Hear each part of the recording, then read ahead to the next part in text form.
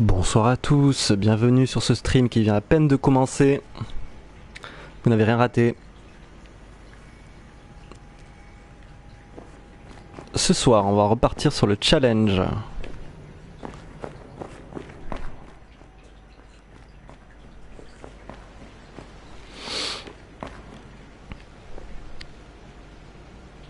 Allez, on y va tout de suite. Trêve de bavardage.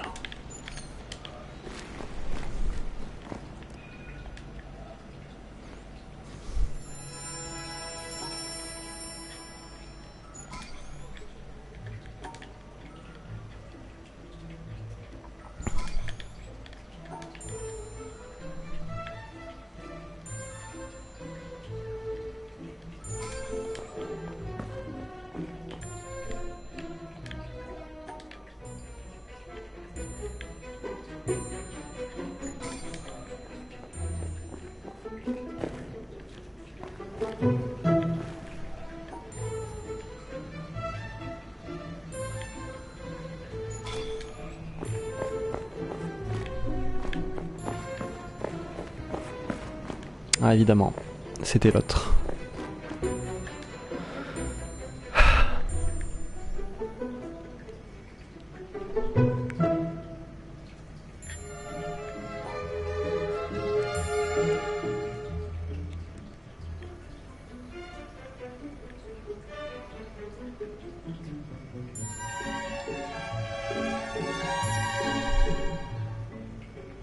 Voilà.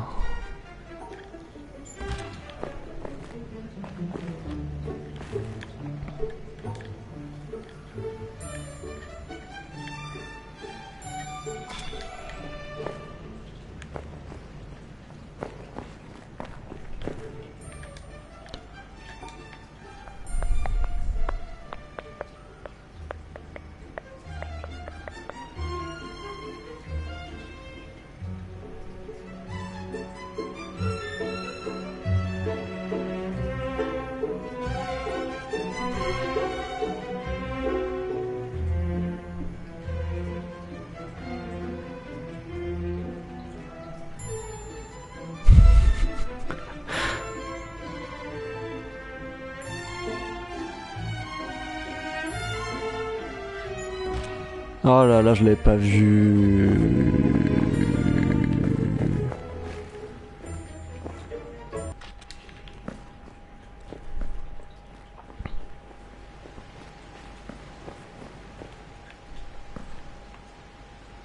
Bonsoir à tous et bienvenue dans ce tout nouveau stream de The Witness, où ce soir nous allons nous attaquer au challenge. Alors c'est la toute première fois que je viens dans cette salle, je ne l'ai jamais fait. On va découvrir ça ensemble. C'est parti.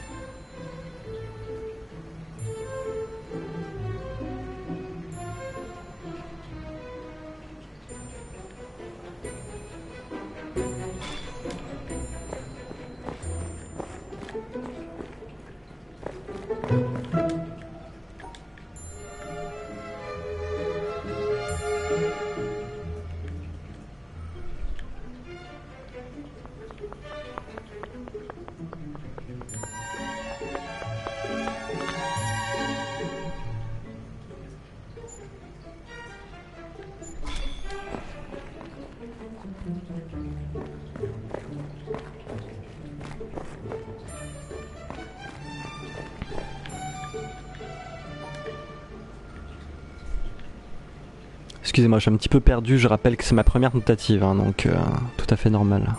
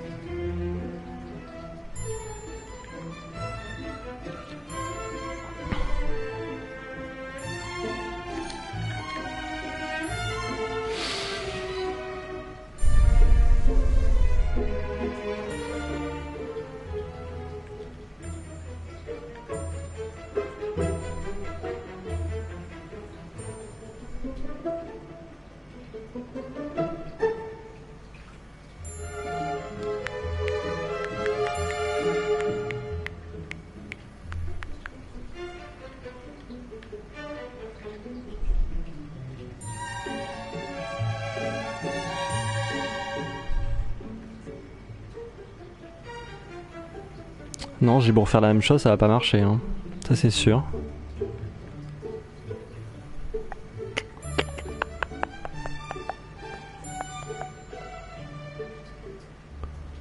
Ok, ça peut marcher par contre. Ça m'a juste pris un temps infini. J'ai tout fait là, non? Ouais.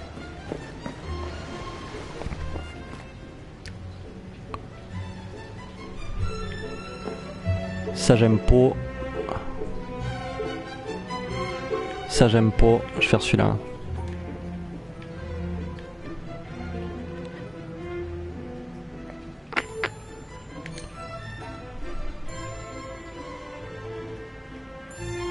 Non, c'est pas bon.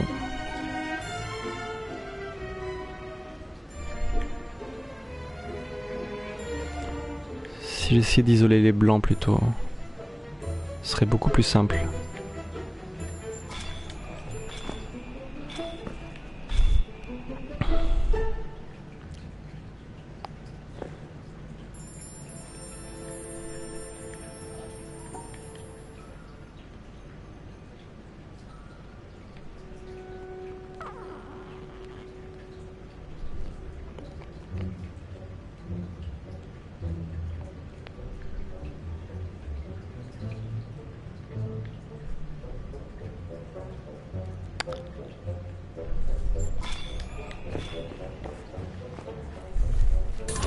Allez, peut-être un petit coup de chance dans le labyrinthe, si je tombe sur les trucs directs.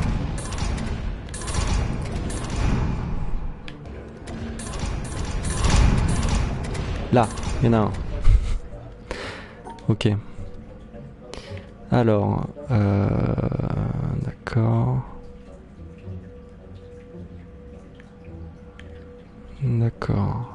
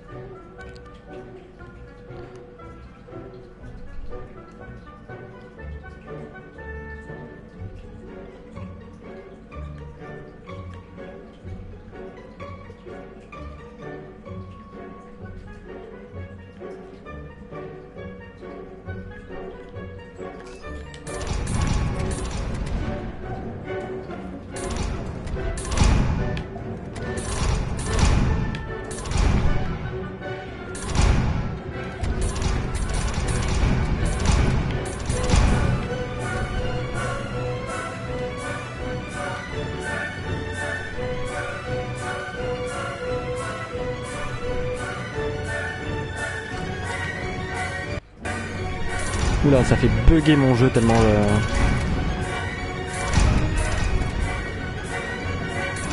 Non, trompé de côté. Attends, j'aurai jamais le temps de finir, on est d'accord. Hein.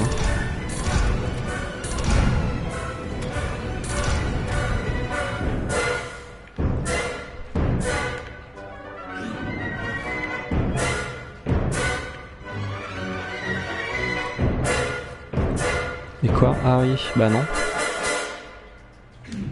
Y'a plus un point de départ ou quoi? Non, bah comment je fais ça alors? Ah oui, il fallait que je passe par en dessous, d'accord.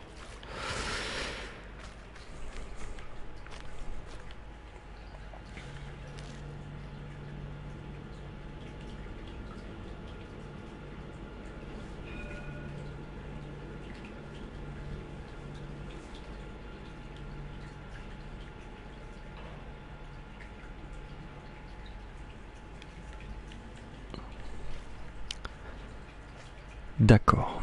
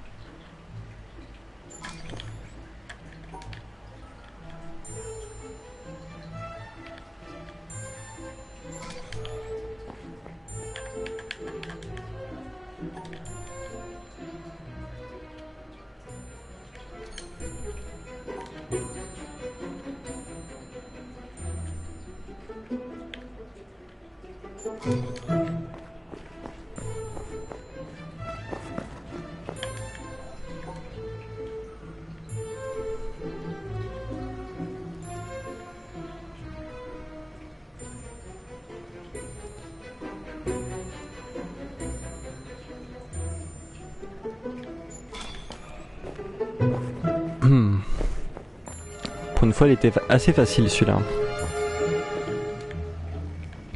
Alors, est-ce que ça va être pareil avec ça?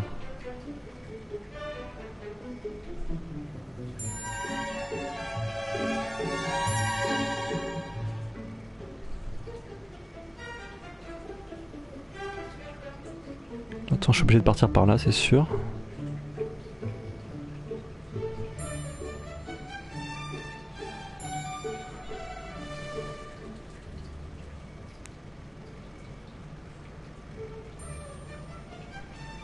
Mais quoi?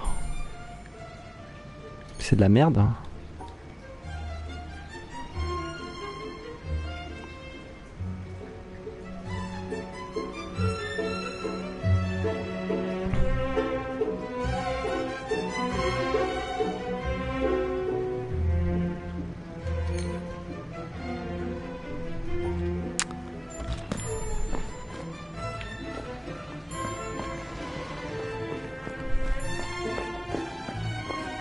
Mais attends, il était où?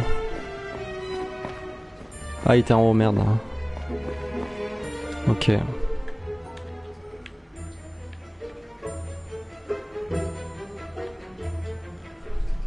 Bon, c'est de la merde. Je recommence.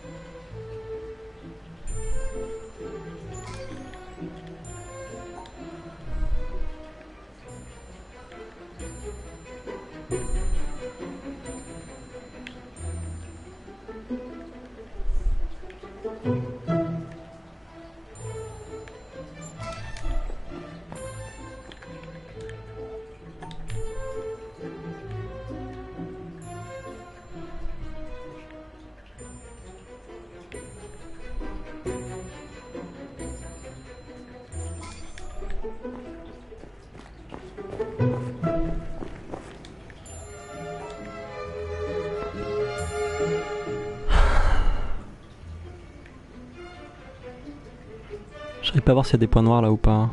On va dire que oui.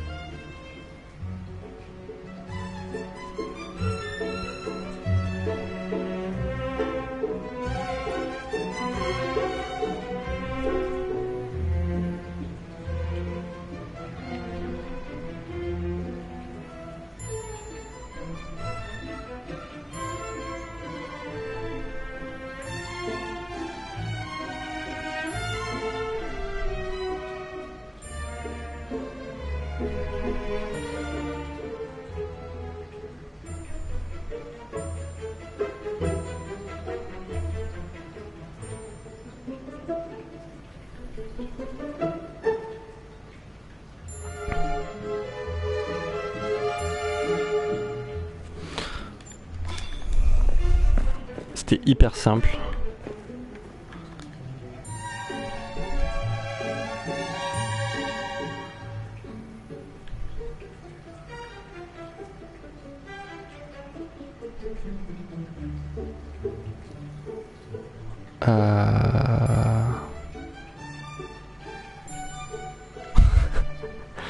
Non, ça va pas m'aider de faire ça.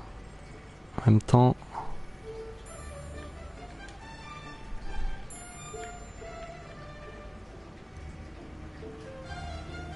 D'accord. Il y a un point noir là? Non, il n'y en a pas, hein.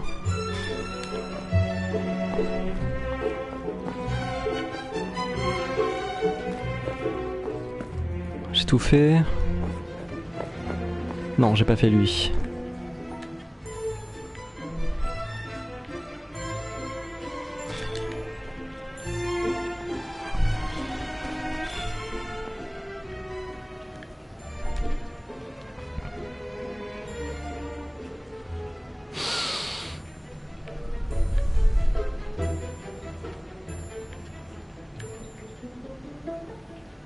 Non, il m'inspire pas grand chose lui.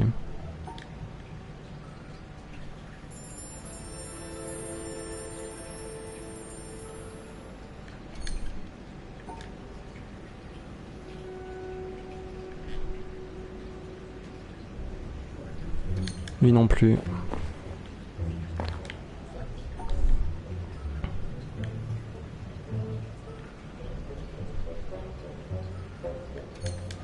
C'est pas vrai?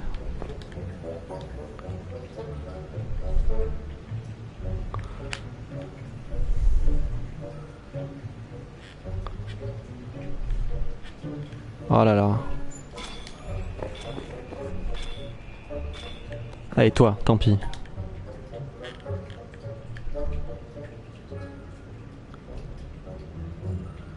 Il semblerait que j'ai pas choisi le bon.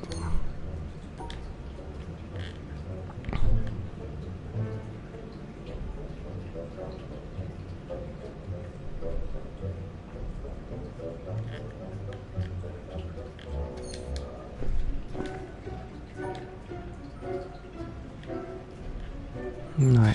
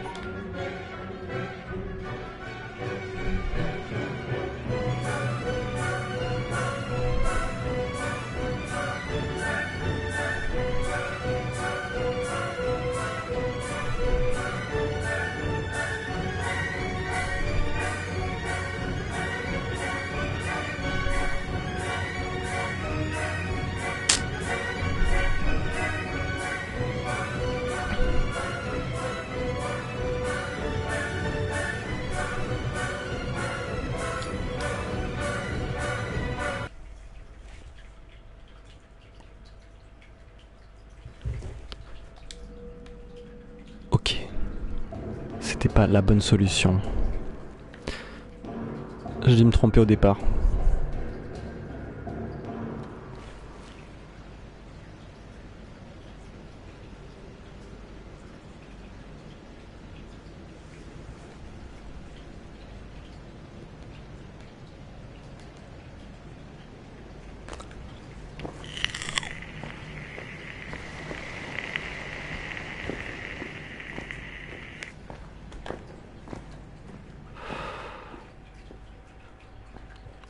Oui, j'ai décidé de marcher pour revenir jusqu'au début.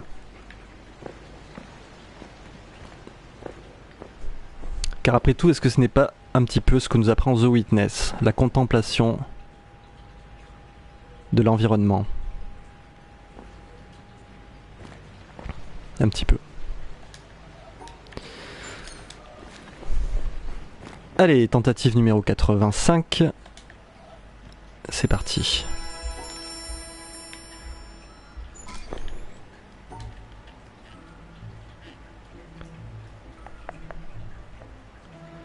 Ah, les puzzles choc à pic, on les adore. Mais pourquoi je bug sur celui-là? Qu'est-ce qui se passe? D'accord, on va recommencer. C'était pourri.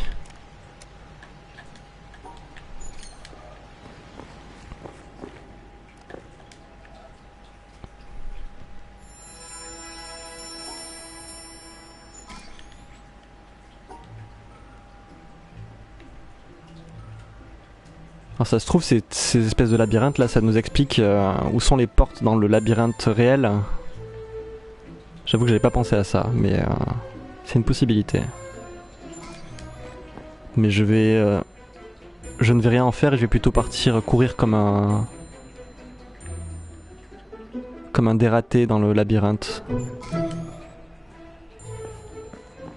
Ça m'a l'air mieux.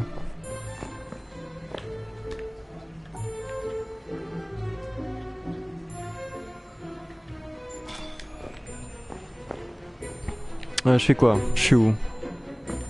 Ah oui.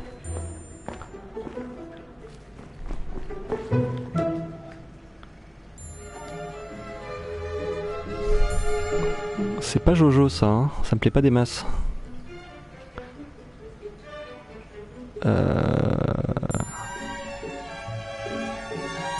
Ah, ça me plaît pas du tout.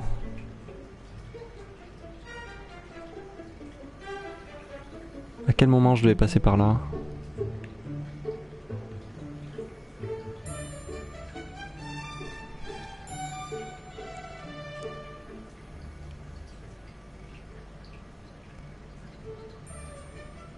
Ah, je me suis trompé de côté.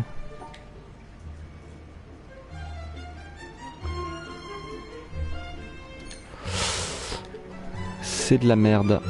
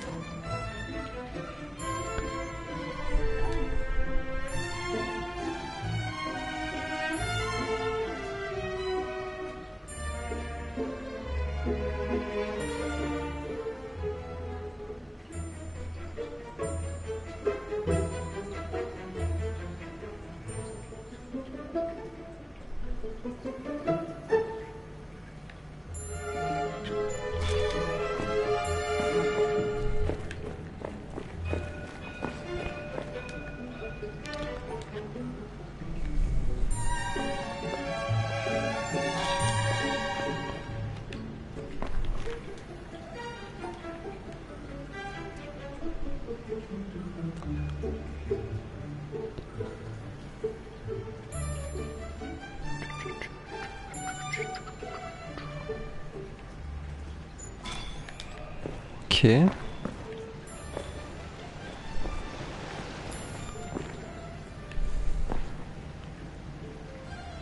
Ah, lui il me plaît bien. Et à juste titre.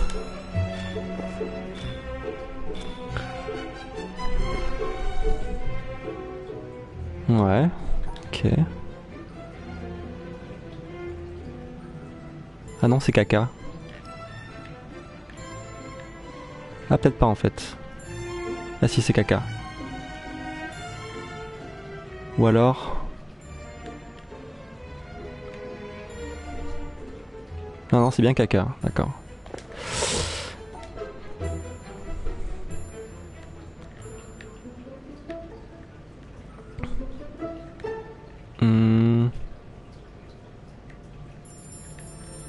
Ah, c'est déjà la musique du diable en plus. Ah, lui il était facile, pourquoi j'ai pas commencé par ça? En fait, vaut mieux perdre un peu de temps et les observer bien que... commencer le premier qui vient. Là. Ok, il y a beaucoup de trios, ça j'aime bien. Même si là, ça m'aide pas forcément.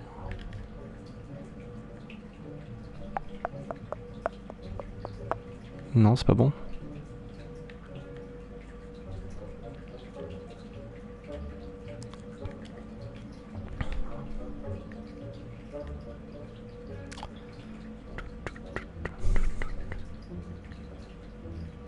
attendez, mais comment je peux...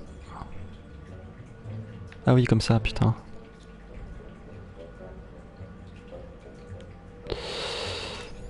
Ok, allez. Un peu de chance, s'il vous plaît.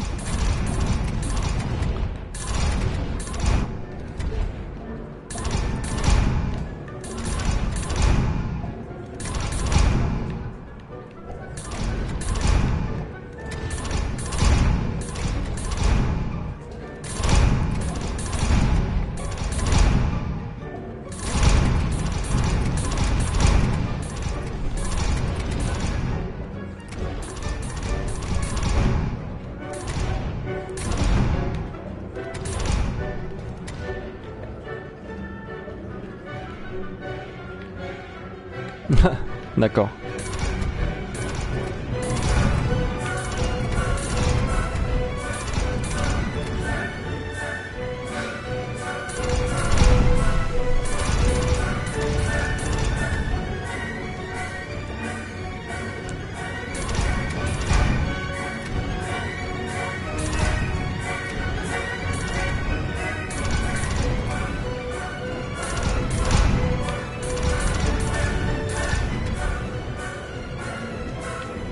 Ah bah ils étaient à côté l'un de l'autre, ça c'est marrant ça. Ça me fait beaucoup rire.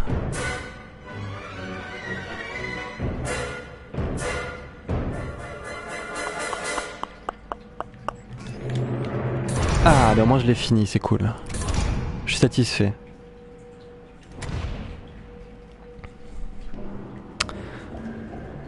Alors vous l'aurez peut-être compris à la vision de la façon dont je joue, mais si un jour vous vous retrouvez avec moi dans un piège, genre un truc à la Indiana Jones avec le sol, enfin le plafond qui est en train de descendre et des pics, et que vous avez besoin de quelqu'un de chanceux pour pour trouver le mécanisme d'arrêt, ne comptez pas sur moi.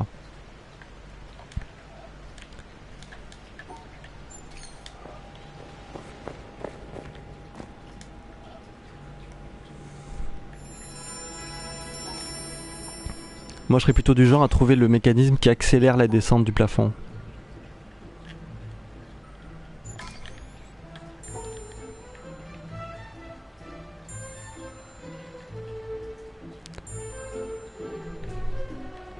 D'accord.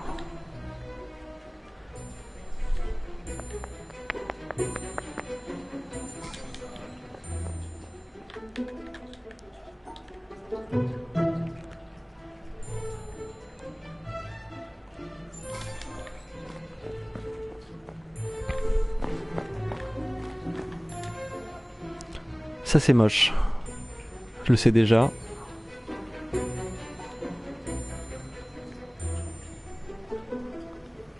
Quoique, il y a peut-être un monde où je peux réussir à rejoindre le truc. Ouais, ok. Bon, ça va en fait. Ils ne sont pas toujours ce dont ils ont l'air, ces puzzles. Ah, lui je sais qu'il m'a déjà fait chier. Est-ce qu'il sera plus simple cette fois-ci? Oui.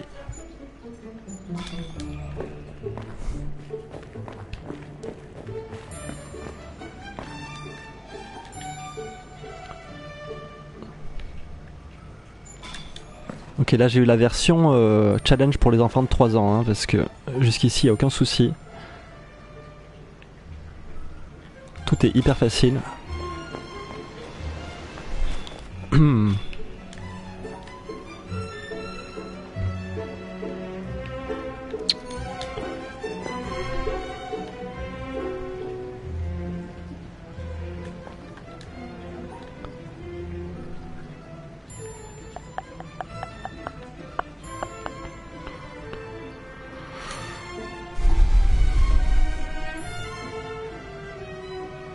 Non.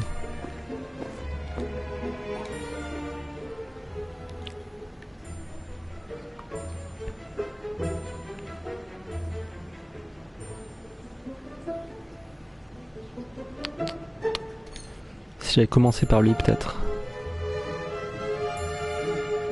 Non, c'est pas bon. C'était lequel alors? C'était celui-là, hein?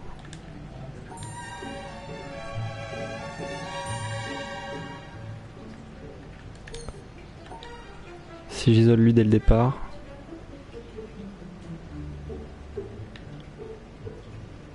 Non.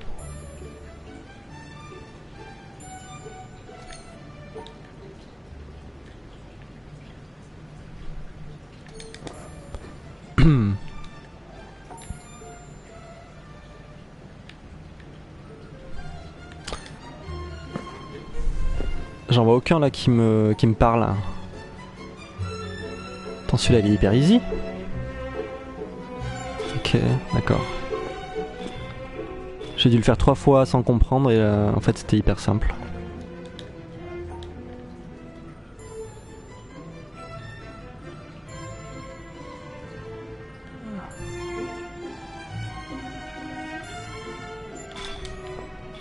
Ok, je suis arrivé au labyrinthe avant la musique du diable, c'est plutôt pas mal. Maintenant il faut que je trouve le puzzle. Ouais, je crois que mon chat a faim. Au meilleur moment, comme d'habitude.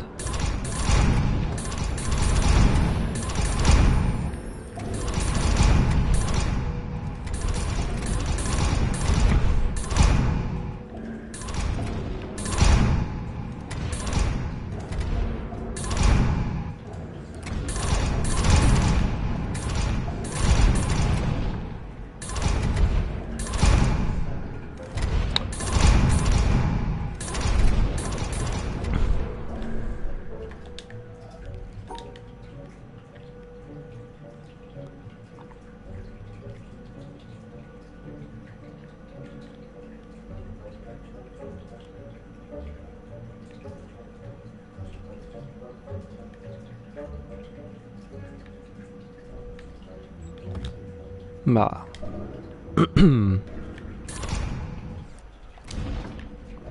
Est-ce qu'il y a un truc que j'ai pas pigé dans ce labyrinthe qui me permettrait d'avoir une idée d'où sont les écrans? Est-ce qu'il y a un indice quelque part ou est-ce que c'est vraiment de la chance?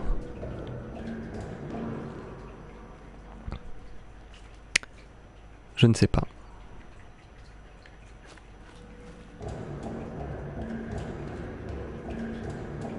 J'ai l'impression que c'est random, mais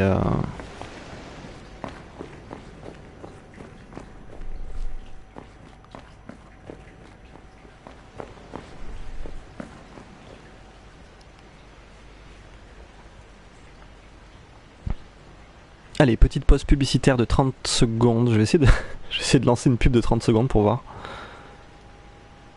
Je fais des tests, hein, vous inquiétez pas, j'essaie pas de gagner de l'argent, c'est juste pour comprendre comment ça marche.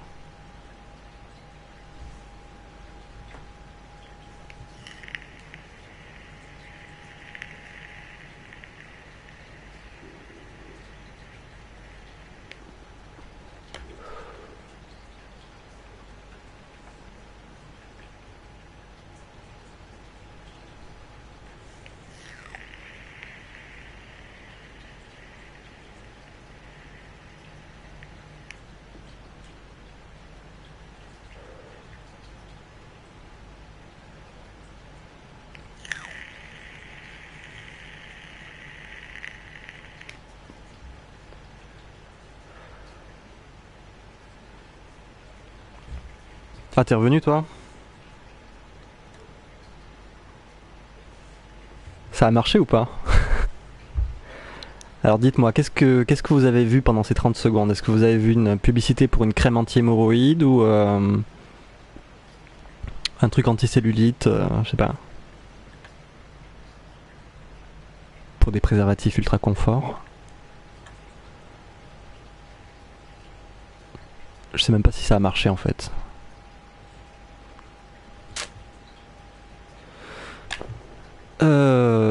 En fait, j'aurais dû mettre une pause plus longue pour aller nourrir mon chat. Ouais, ah, attendez, il veut parler au stream. C'est toujours un grand moment. Sinon, tu veux commenter le stream?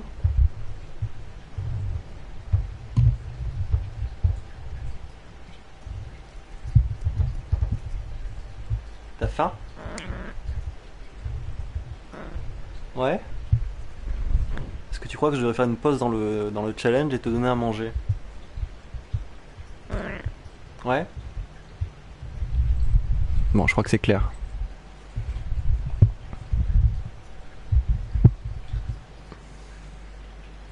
Donc du coup, je rallonge la pause de 1 minute, le temps de donner sa pâtée à mon chat.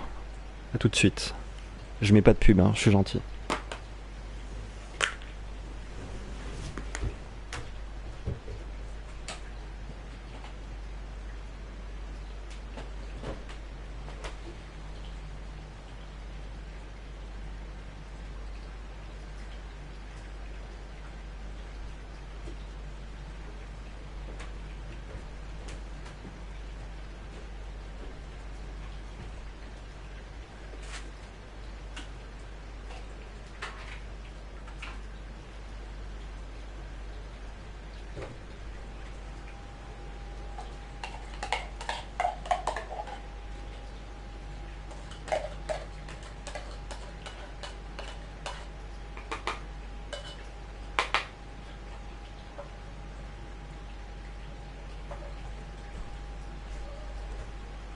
Ça serait marrant si je faisais comme ces streamers qui oublient leur micro allumé et qui s'humilient en live.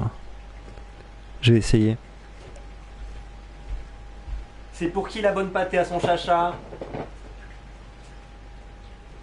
C'est pour Chinon. Oh, il est trop mignon celui-là. Oh là là.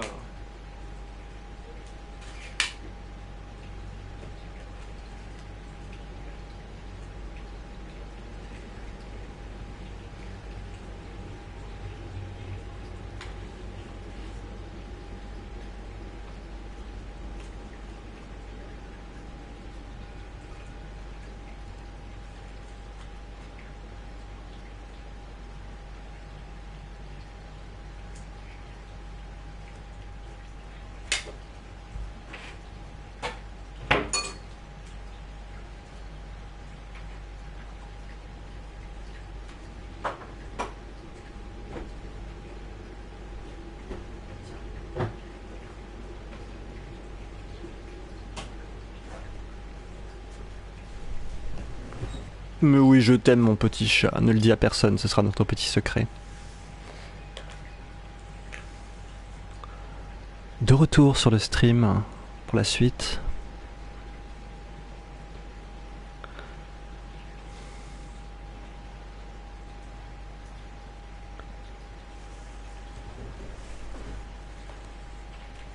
Voilà.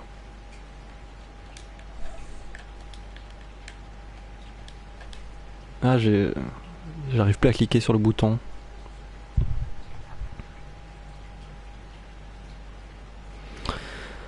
Tu n'as rien raté vu que le stream vient à peine de commencer.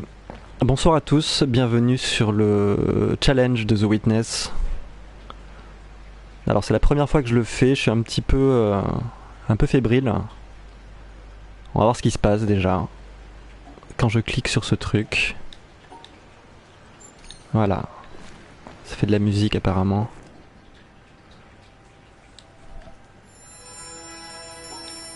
Ah si, t'as raté des pubs, c'est dommage.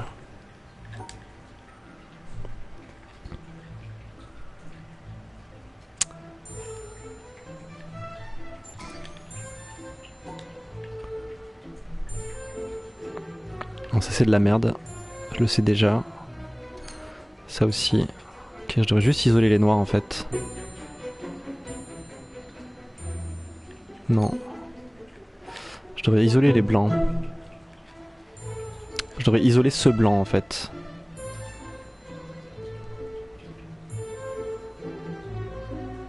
Mais...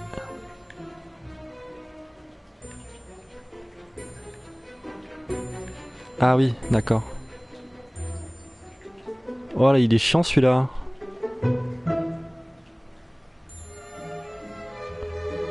Pourquoi il est chiant?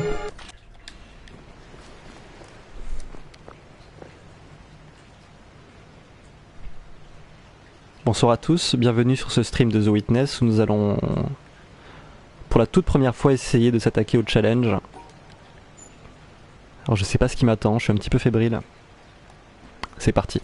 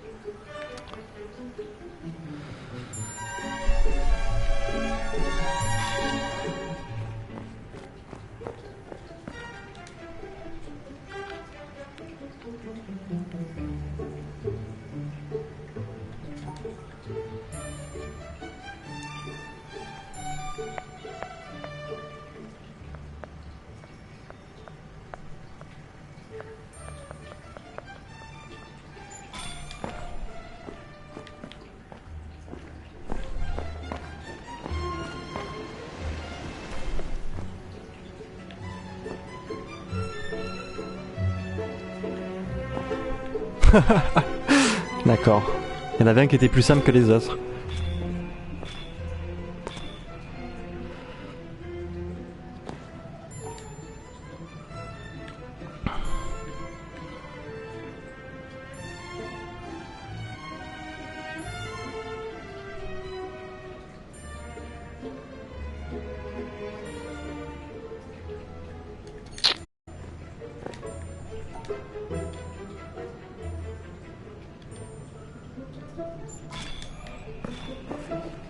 Ok, là je suis vraiment bien niveau temps. Faut espérer que ça va pas être trop la merde ici, là. Même si c'est toujours la merde.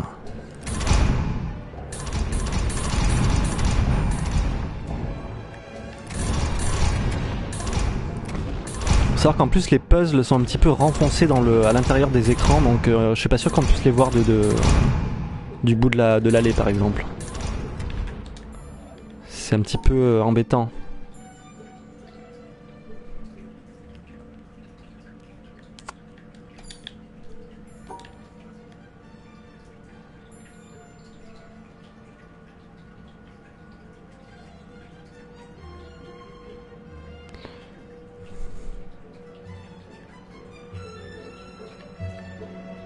D'accord.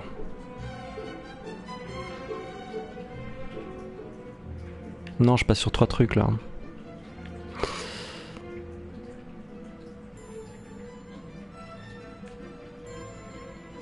Là, c'est pas bon non plus. Peut-être que j'aurais commencé par là tout simplement.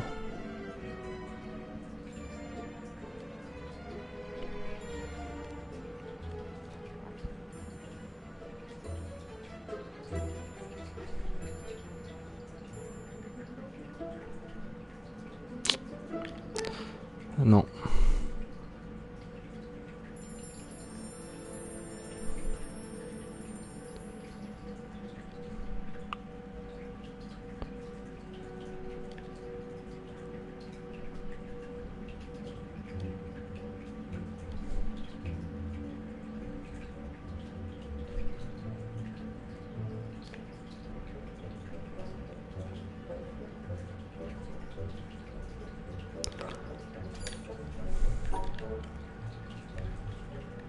Voilà, j'ai perdu toute mon avance. Et en plus, je vois pas la solution.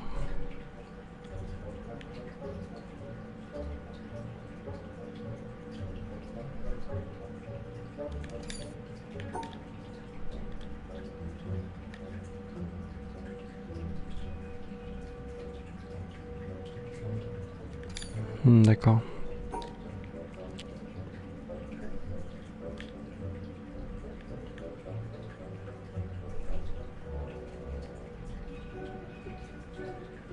Non, c'est pas bon. Ok.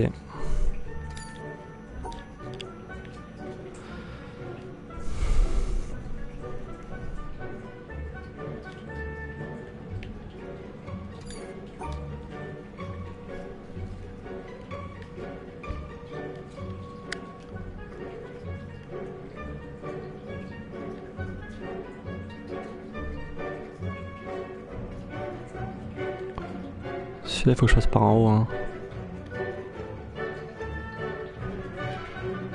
Ah, il faut que je finisse comme ça, d'accord.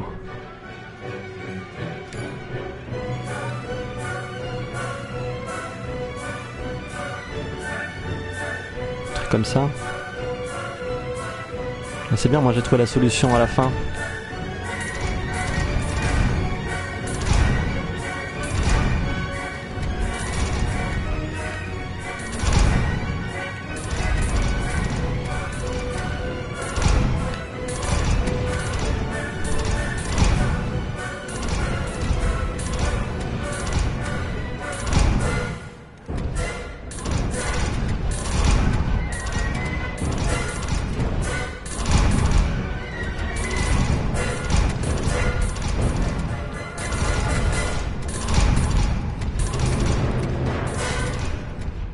Je suis revenu sur le même, ok.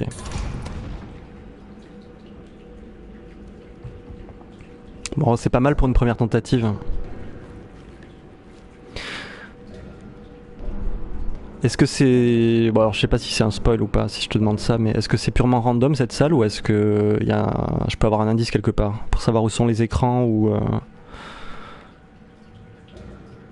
Bon, alors s'il y a un indice pour les portes, c'est sûrement un des labyrinthes qui est tracé au début, mais bon, ça je m'en fous un peu parce que je vais jamais le retenir. Mais trouver les écrans, c'est de la chance ou c'est où il y a un truc pour le faire? D'accord, ok, il y a un indice.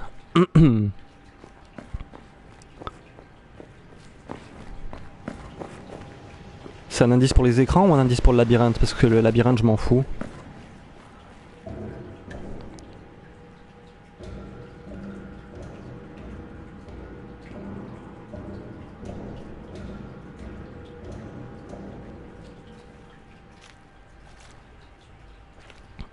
C'est peut-être un indice qui est visible que quand c'est en marche.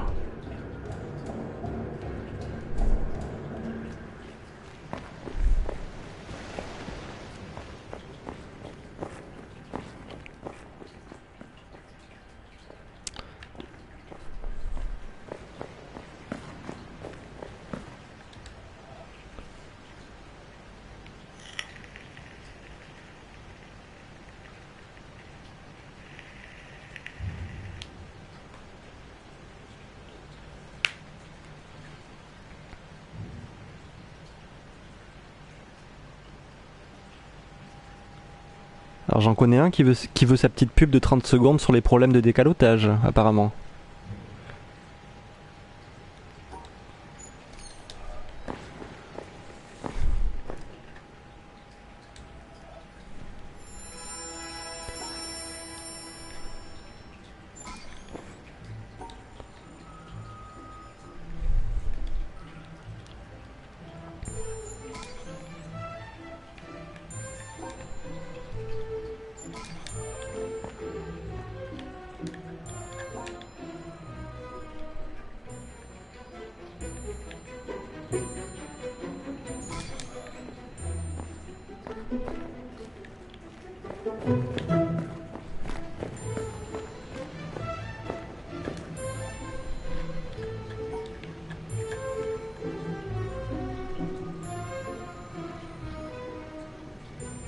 C'est quoi ce puzzle de merde? Il est tout simple? Je vais pas m'en plaindre, hein, mais...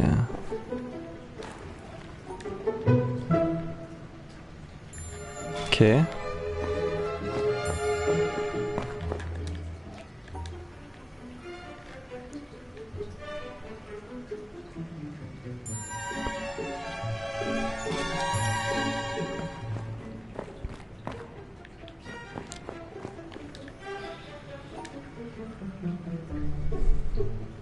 Ah mais c'est génial, je suis tombé sur la version The Witness pour enfants de 3 ans. À nouveau.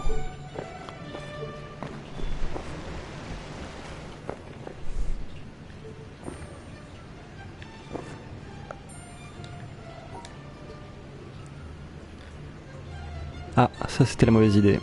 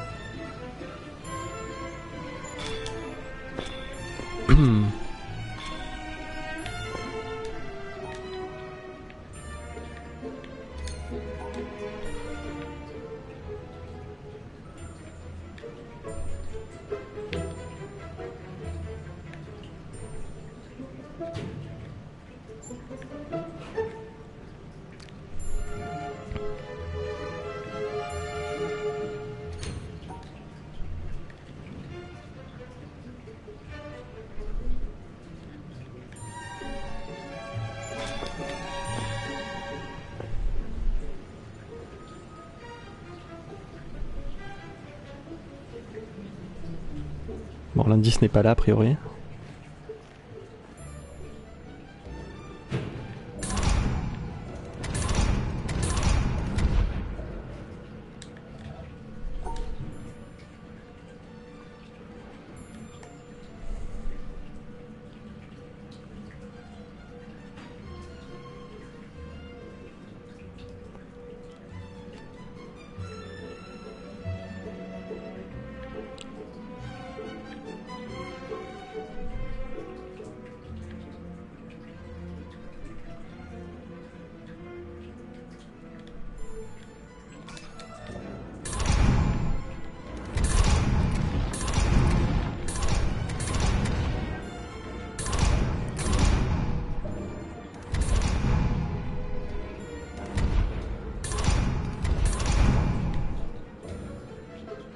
Parce qu'il y en a aussi derrière moi, hein. Ouais, je pense jamais regarder derrière, mais...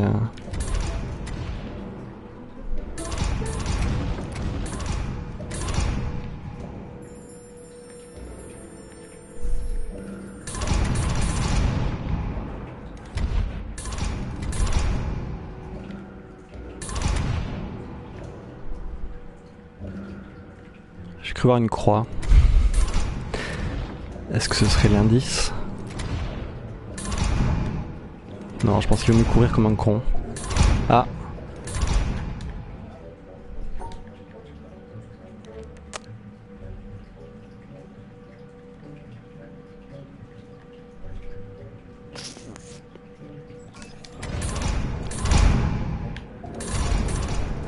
Oups, c'est de mon côté.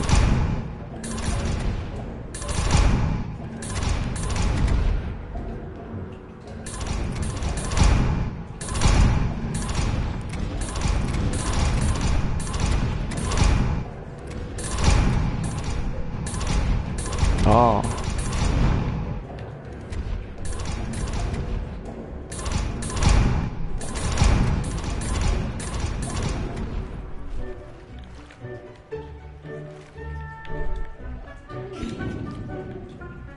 Pourquoi t'es parti à gauche là?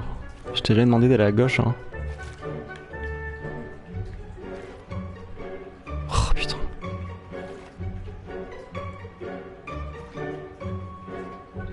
C'est bon là ou pas? Ouais. Je sais pas où sont les noirs. Ils sont en bas là, hein.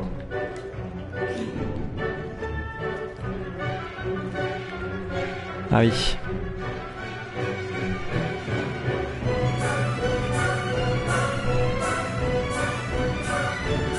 Il n'y en avait pas un autre?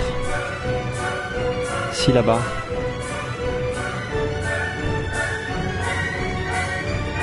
Ah zut.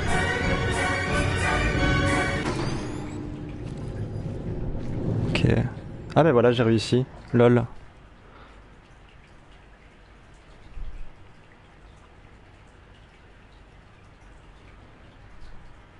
Et bien voilà. Merci à tous. J'ai eu le trophée Platinum de The Witness. Maintenant, il faut voir ce qu'on va trouver dans cette boîte magique.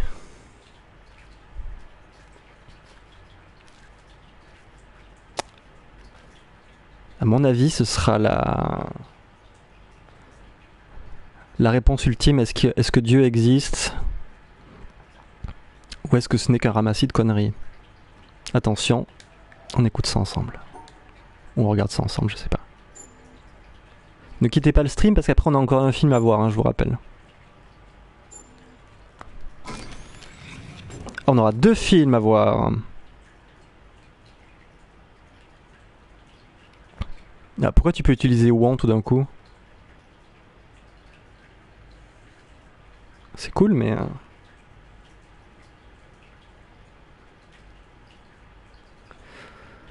Donc un deuxième film à voir, très bien.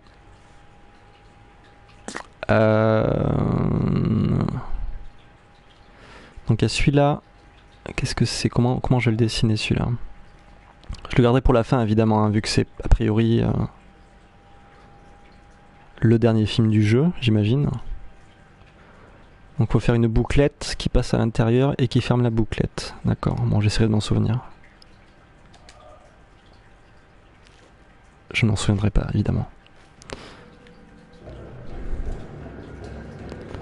Et alors l'autre film, c'était un truc avec des triangles. Il était en bas.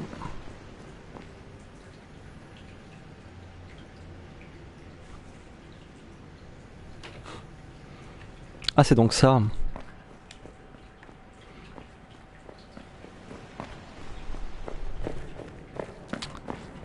L'autre film était tout en bas. Et je vais demander à une âme charitable, Lola par exemple, de faire une photo du truc parce que je vais jamais m'en souvenir, évidemment. En bas, où? En bas par ici? Oui, je crois.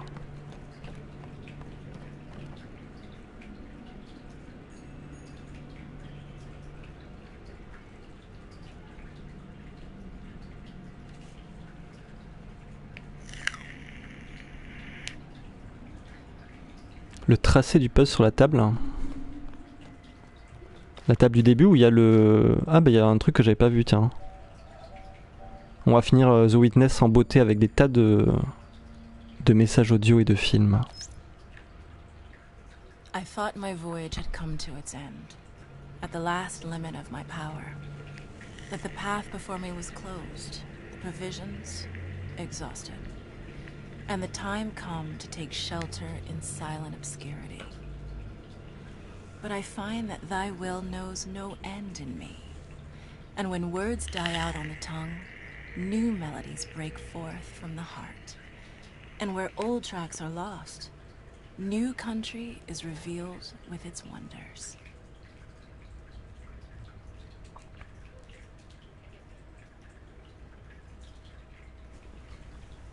D'accord, il y a un petit souci là. Ok. Donc c'était ni une citation, ni... il n'y a même pas eu de petit dialogue après. Étrange. Donc c'est ça le problème. En fait ça a pas l'air si dur. Hein. Je passe par un côté comme ça. Ici je vais là, je reviens ici. Et là je fais un... Je passe par en dessous pour toucher 3 bords. Ouais en fait fais-moi une photo... En fait non je peux faire la photo moi-même. Hein. C'est juste que sur mon téléphone, des fois la luminosité n'est pas ouf. Du coup je vois pas trop ce que j'ai pris en photo. Je vais essayer de zoomer peut-être. Ah oui c'est mieux. Ok c'est bon je l'ai.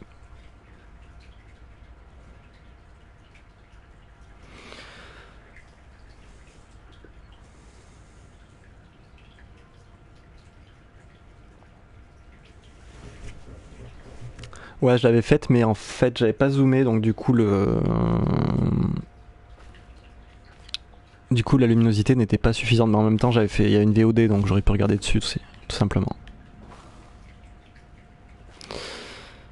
Alors, on va commencer donc par ce film. Et je me dis que j'aurais pu aller tout droit, en fait. Non ?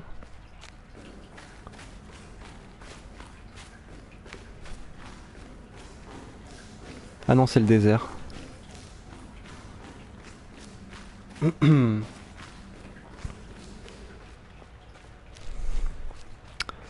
Et par là, c'est quoi?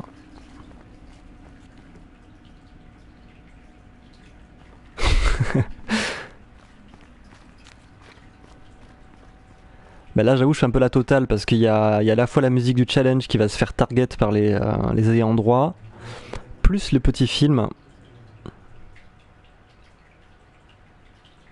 Mais attends, mais il y a un truc que je comprends pas. Parce que là, j'ai deux films à regarder, donc ça fera ces deux derniers écrans. Et du coup, le puzzle du bateau, il y a quoi derrière si c'est pas un film? Le dernier puzzle que j'ai pas fait, quoi.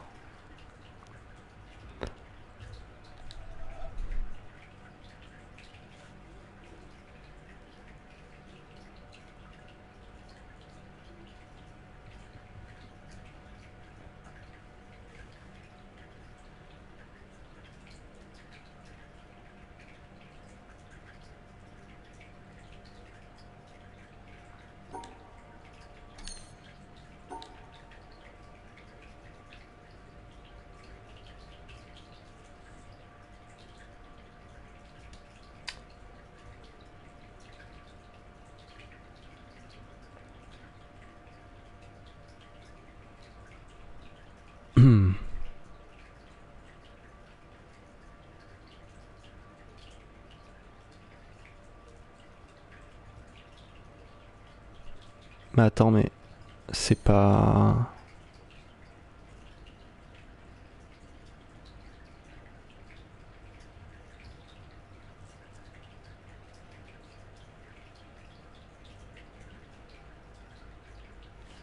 C'était pas un film en fait, ce que j'ai eu là.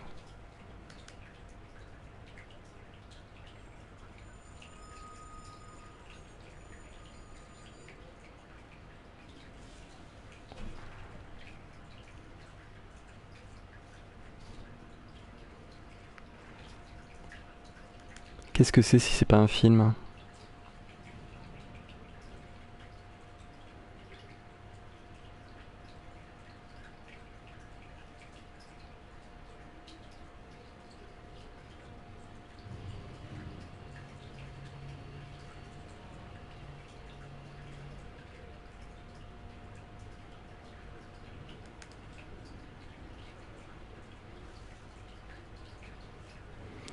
Bon, dans ce cas-là, on va regarder. Ce serait un truc pour une aide pour le bateau du coup?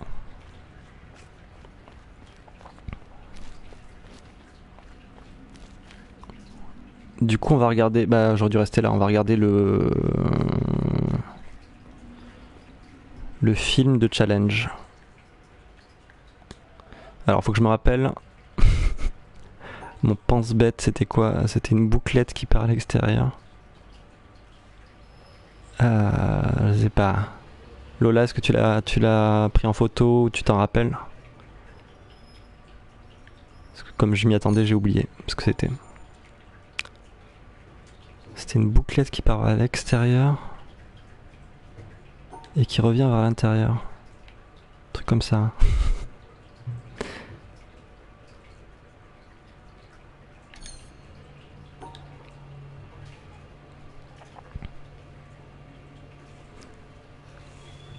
Bon, sinon je regarde ma VOD, c'est pas grave, hein, mais si ça peut m'éviter d'avoir à ouvrir la vidéo et tout le bazar, ce serait bien.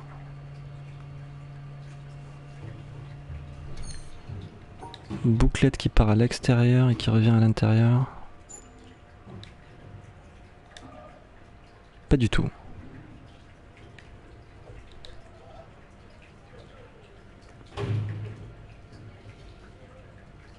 Euh, pas celui qu'on vient de voir avec les triangles, hein, le truc que j'ai eu en finissant le challenge.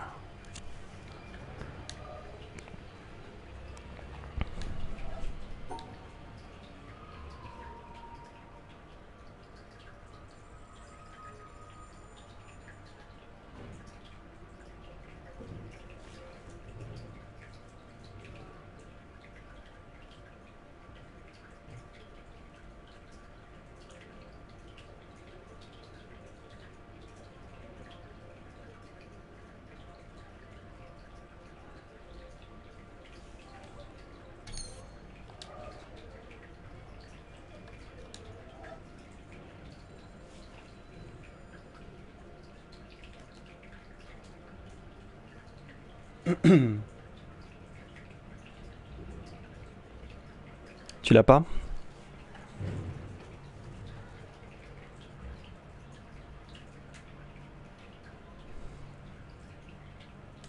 En même temps, je suis vraiment con, c'est juste à côté, hein, donc je peux aller voir, tout simplement.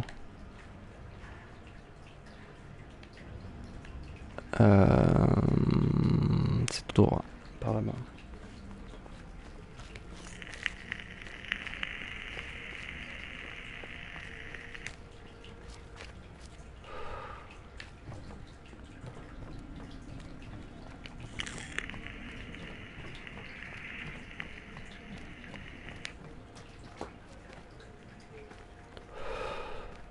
Excusez-moi, j'avais la flemme de tourner mon stick. C'est pas là.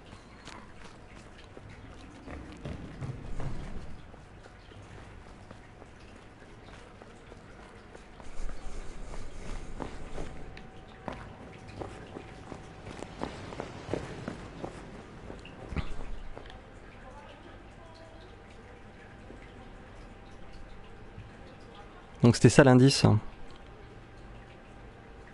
Mais ça indiquait pas où sont les écrans du coup.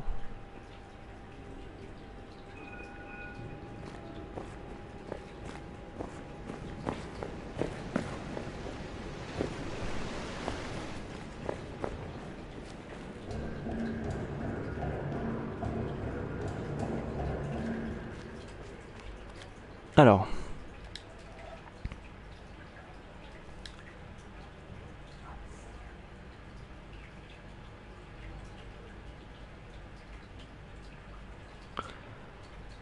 Donc je contourne bien par l'extérieur, je passe par l'intérieur et je fais une boucle vers l'extérieur.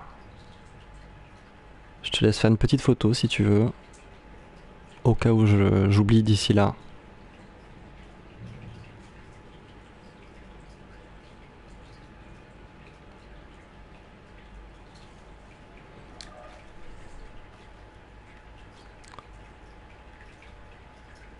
Ok.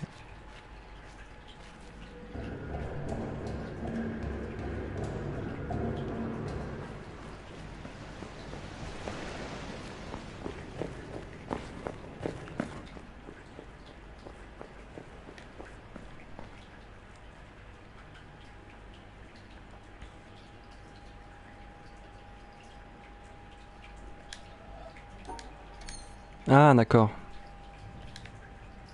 Ok. Malin.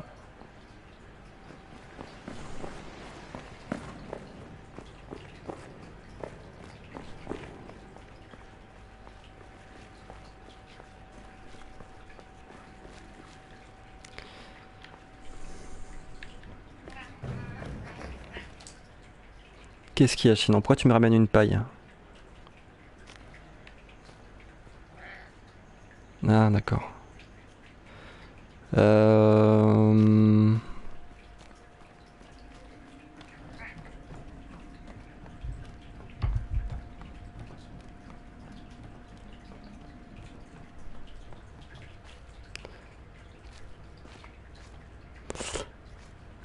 Alors ça, ce serait quoi? Ce serait pour le bateau? À quoi ça pourrait servir d'autre?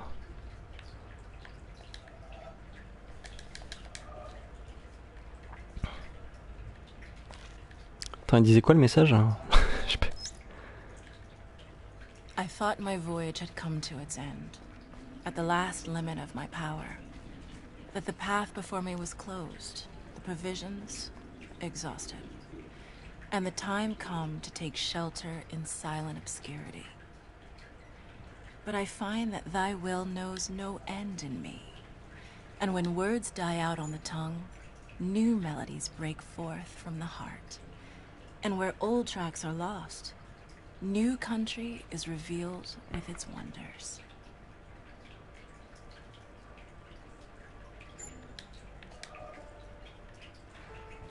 C'est parti pour le film. Le secret du psaume 46. Et tout de suite un petit écran de pub.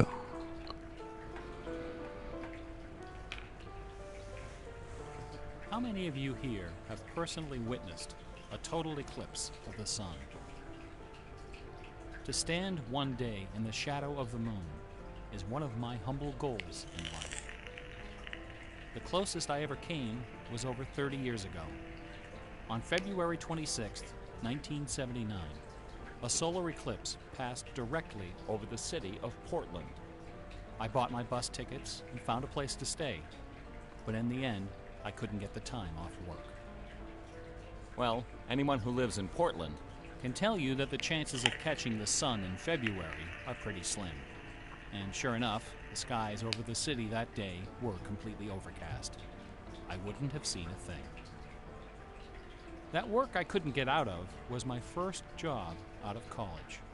A sales clerk at an old Radio Shack store in beautiful downtown Worcester, Massachusetts. On my very first day behind the counter, a delivery truck pulled up to the front of the store. They carried in a big carton, upon which was printed the legend TRS-80. It was our floor sample of the world's first mass-market microcomputer. The TRS-80 Model 1 had a Z80 processor clocked at 1.7 MHz, 4,096 bytes of memory, and a 64-character black and white text display. The only storage was a cassette recorder. All this could be yours for the low, low price of $599. The store I was working in had seen better days. At one time, it had been near the center of a thriving commercial district. But like so many other New England cities, the advent of shopping malls had, by the early 70s, turned it into a ghost town. Worcester's solution to this problem was decisive, to say the least. The city's elders apparently decided that if they couldn't beat them, they would join them. And so, several square blocks at the heart of the city were bulldozed into oblivion, destroying dozens of family businesses, including the site of a pharmacy once operated by my great-grandfather. In their place was erected a vast 3-level shopping complex, with cinemas and a food court. When the dust settled, only a few forlorn blocks of the old Worcester remained standing. My Radio Shack store was in one of those blocks. Then, to add insult to injury, Radio Shack opened a brand new location inside the shopping center, less than 500 feet from my store. So now patrons had a choice between a clean, well-lighted establishment with uniformed security and acres of convenient parking, or a shadowy hole in a seedy old office building next to an adult movie theater. Consequently, I had plenty of time to fool around with the new computer. I taught myself basic programming. Then I learned Z80 assembly. Both, of course, so that I could write games. I also created self-running animated demos, which ran all night in the store window for the edification of the winos who peed in our doorway. Strangely enough, the few customers we had didn't seem to be interested in our new computer, even after the 16K memory upgrade. In fact, most of the people who set off the buzzer on their way through the front door weren't there to buy anything at all. They were there to exploit a free promotion, which was the bane of Radio Shack employees for over 40 years. The Battery of the Month Club. The idea of this promotion was simple. Customers got a little red card upon which was printed a square for each month. 12 times a year, the lucky sales clerk got to punch out a square and give the customer one brand new AAA, AA, C, D, or 9-volt battery. Of course, customers weren't allowed to choose just any grade of battery. At the time of my employment, Radio Shack offered 3 different levels of battery excellence. First were the alkalines, powerful, long-lasting, and expensive, hanging behind the counter like prescription medication in gold-embossed blister packs. These were most certainly not available through the Battery of the Month Club. Next were the high-end lead batteries, sturdy, dependable batteries, moderately priced, and prominently displayed near the front of the store. These were also not available through the Battery of the Month Club. Finally, at the bottom of the barrel were the standard lead batteries. These were literally piled in barrels, cunningly located way at the back of the store, in a dark corner near the TV antennas. Remember TV antennas? Customers who came in looking for their free battery of the month had to walk the entire length of the premises, past the CB radios and stereo headphones and remote-controlled racing cars. Nothing would stop them. On the first day of every month, like clockwork, those customers came in waving their little red cards. I would look up from my programming and wave them to the back of the store. It didn't matter that the batteries were only worth 29 cents. It didn't matter that most of them were already half dead. They came, they grabbed. And as far as I can remember, not one of them ever paid for a damn thing. I was such a crappy salesman. I was young and foolish. I thought my education in game design was happening at the keyboard. I almost missed the lesson coming through the front door. Fortunately, I wasn't the only person fooling around with games on micros. All over the country, people like me were experimenting. Scott Adams was coding what would soon become the world's first commercial adventure game. Remember adventure games? My future employer, Infocom, was being founded, along with other legendary companies like Online Systems, Sirius, Personal Software, and SSI. Those were exciting times. Teenagers were making fortunes. Games were cheap and easy to build. The slate was clean. But in 1979, the biggest news in gaming had nothing to do with computers. On the morning of the autumn equinox, September 20th, a new children's picture book appeared in the stores of Great Britain. This picture book was rather peculiar. It consisted of 15 meticulously detailed color paintings, illustrating a slight, whimsical tale about a rabbit delivering a jewel to the moon. On the back jacket of the book was a color photograph of a real jewel, shaped like a running rabbit, 5 inches long, fashioned of 18-karat gold, suspended with ornaments and bells, together with a sun and moon of blue quartz. According to the blurb underneath, this very jewel had been buried somewhere in England. Clues pointing to its location were concealed in the text and in the pictures of the book. The treasure would belong to whoever found it first. The book was called Masquerade. It was created by an eccentric little man with divergent eyes and a talent for mischief named Kit Williams. Within days, the first printing was sold out, and the empire that never sleeps found itself in the grip of rabbit fever. Excited readers attacked the paintings with rulers, compasses, and protractors. Magazine articles and TV specials dissected the clues, floated theories, and followed with keen delight the reckless exploits of the fanatics. One obscure park, unfortunately known by the nickname Rabbit Hill, was so riddled with holes excavated by misguided treasure seekers that the authorities had to erect signs assuring the public that no gold rabbits were to be found there. Some hunters ended up seeking psychological counseling for their obsession.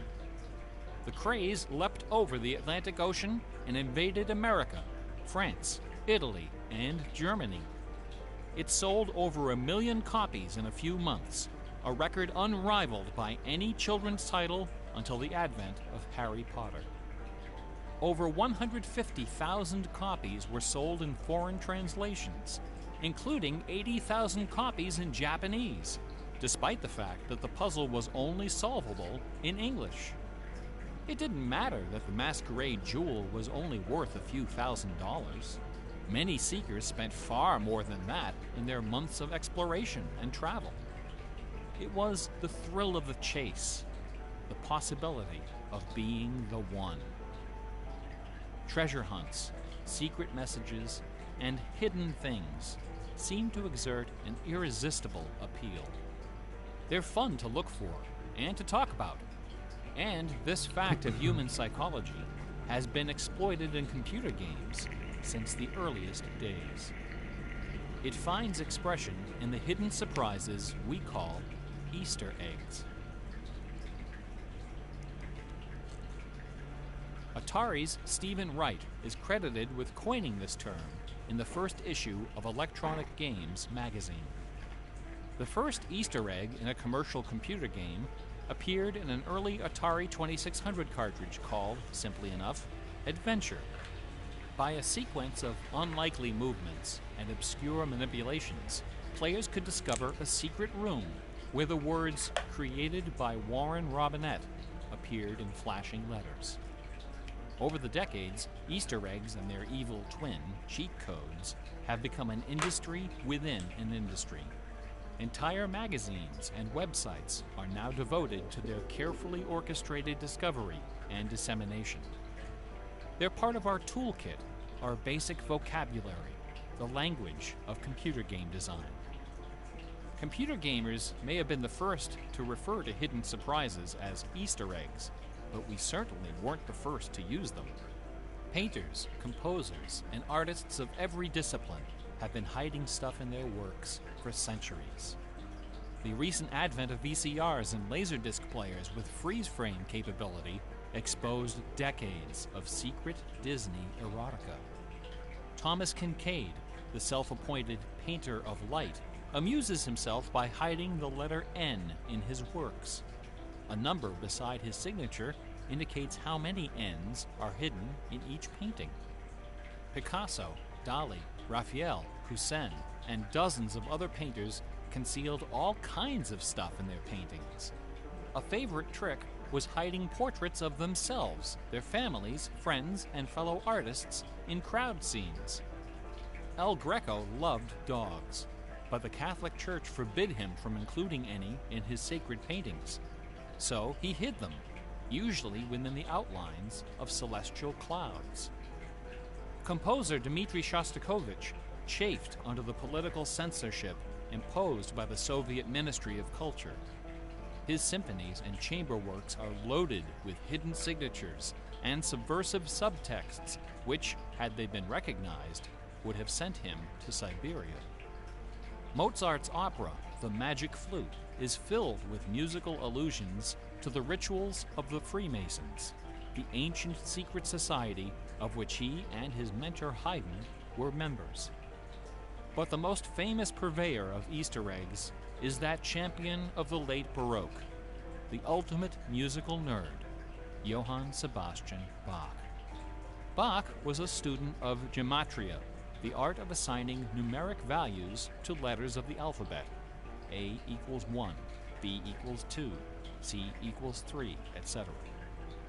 By comparing, sequencing, or otherwise manipulating these numbers, secret messages can be concealed.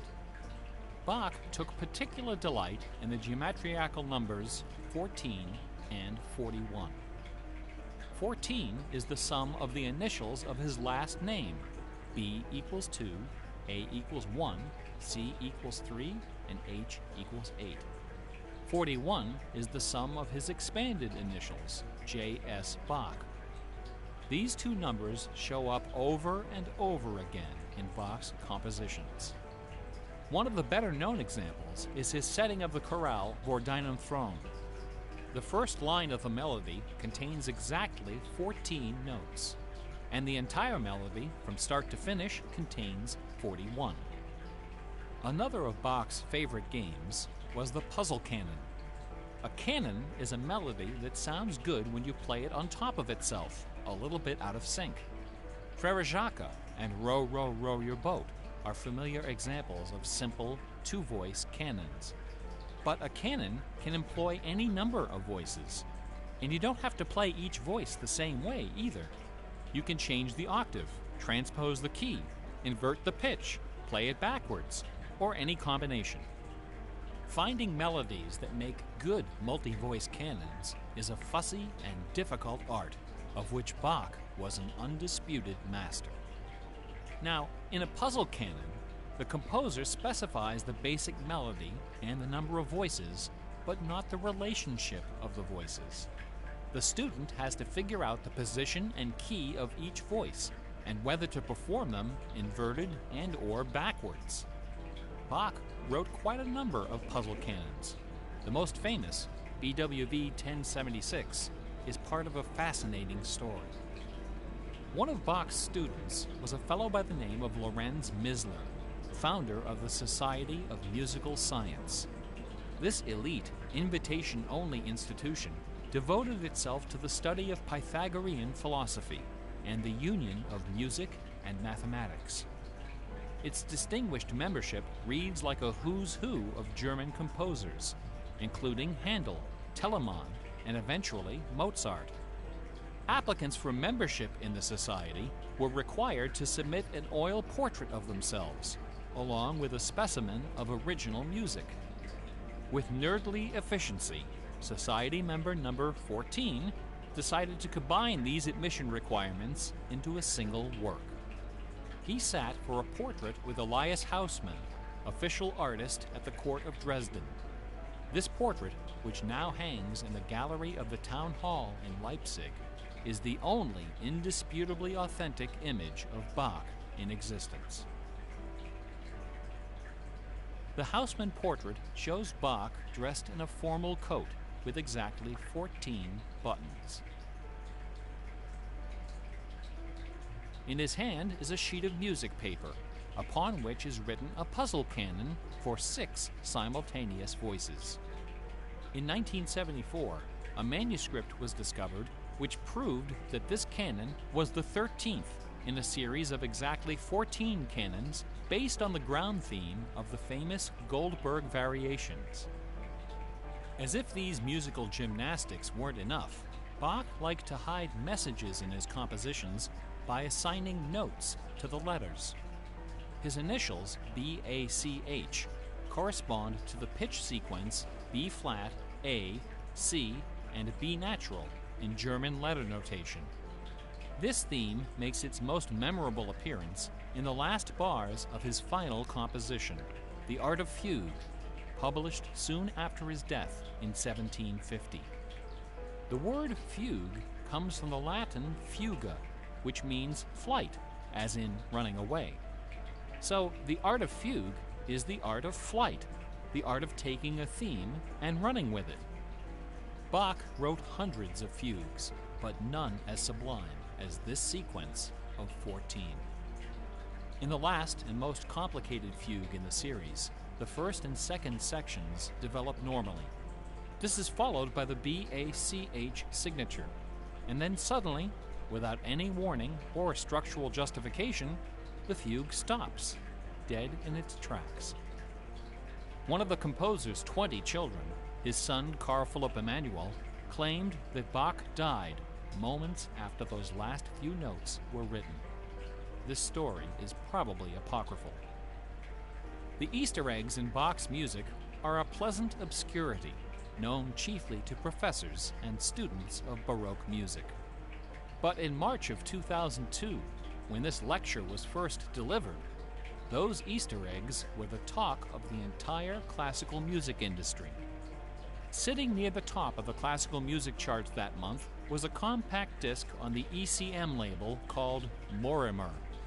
It was performed by the Hilliard Choral Ensemble, together with a talented but, until then, little-known violinist, Christoph Poppen. The music on Morimer is based on a geometrical analysis of Bach's Partita in D minor for solo violin. This analysis, by German professor Helga Thon, assigns numeric values to the duration of notes, the number of bars, and the German letter notation of the partita. In doing so, she claims to have discovered the complete text of several liturgical ceremonies encoded in the notes. The CD presented these hidden texts superimposed over the original music. The result was strangely melancholy, dark, haunting, and very, very popular. Quite a few music critics attacked this disc. They didn't buy Professor Thon's analysis. dismissing it as a combination of numerology and canny marketing. Their caution was not without basis. Numerology is a slippery slope down which many a fine mind has slid to its doom. Allow me to offer an amusing anecdote from my own experience. Back in the early 90s, before the internet took off, one of the more popular online bulletin board systems was a service called Prodigy. I bought an account on Prodigy so I could join a fraternal interest group and gossip with fellow members around the country. One day, a stranger appeared on our bulletin board. Right away, I knew we were in trouble. This fellow, whose name was Gary, began spouting all kinds of apocalyptic nonsense about worldwide conspiracies, secret societies, and devil worship. At first, we tried to be polite. We questioned his sources, corrected his histories, logically refuted his claims, and tried to behave in a civilized manner. But instead of soothing him, our attention only made him worse. His conspiratorial warnings became urgent, approaching hysteria. He began to threaten people who disagreed with him. To coin a phrase, Gary went all uppercase.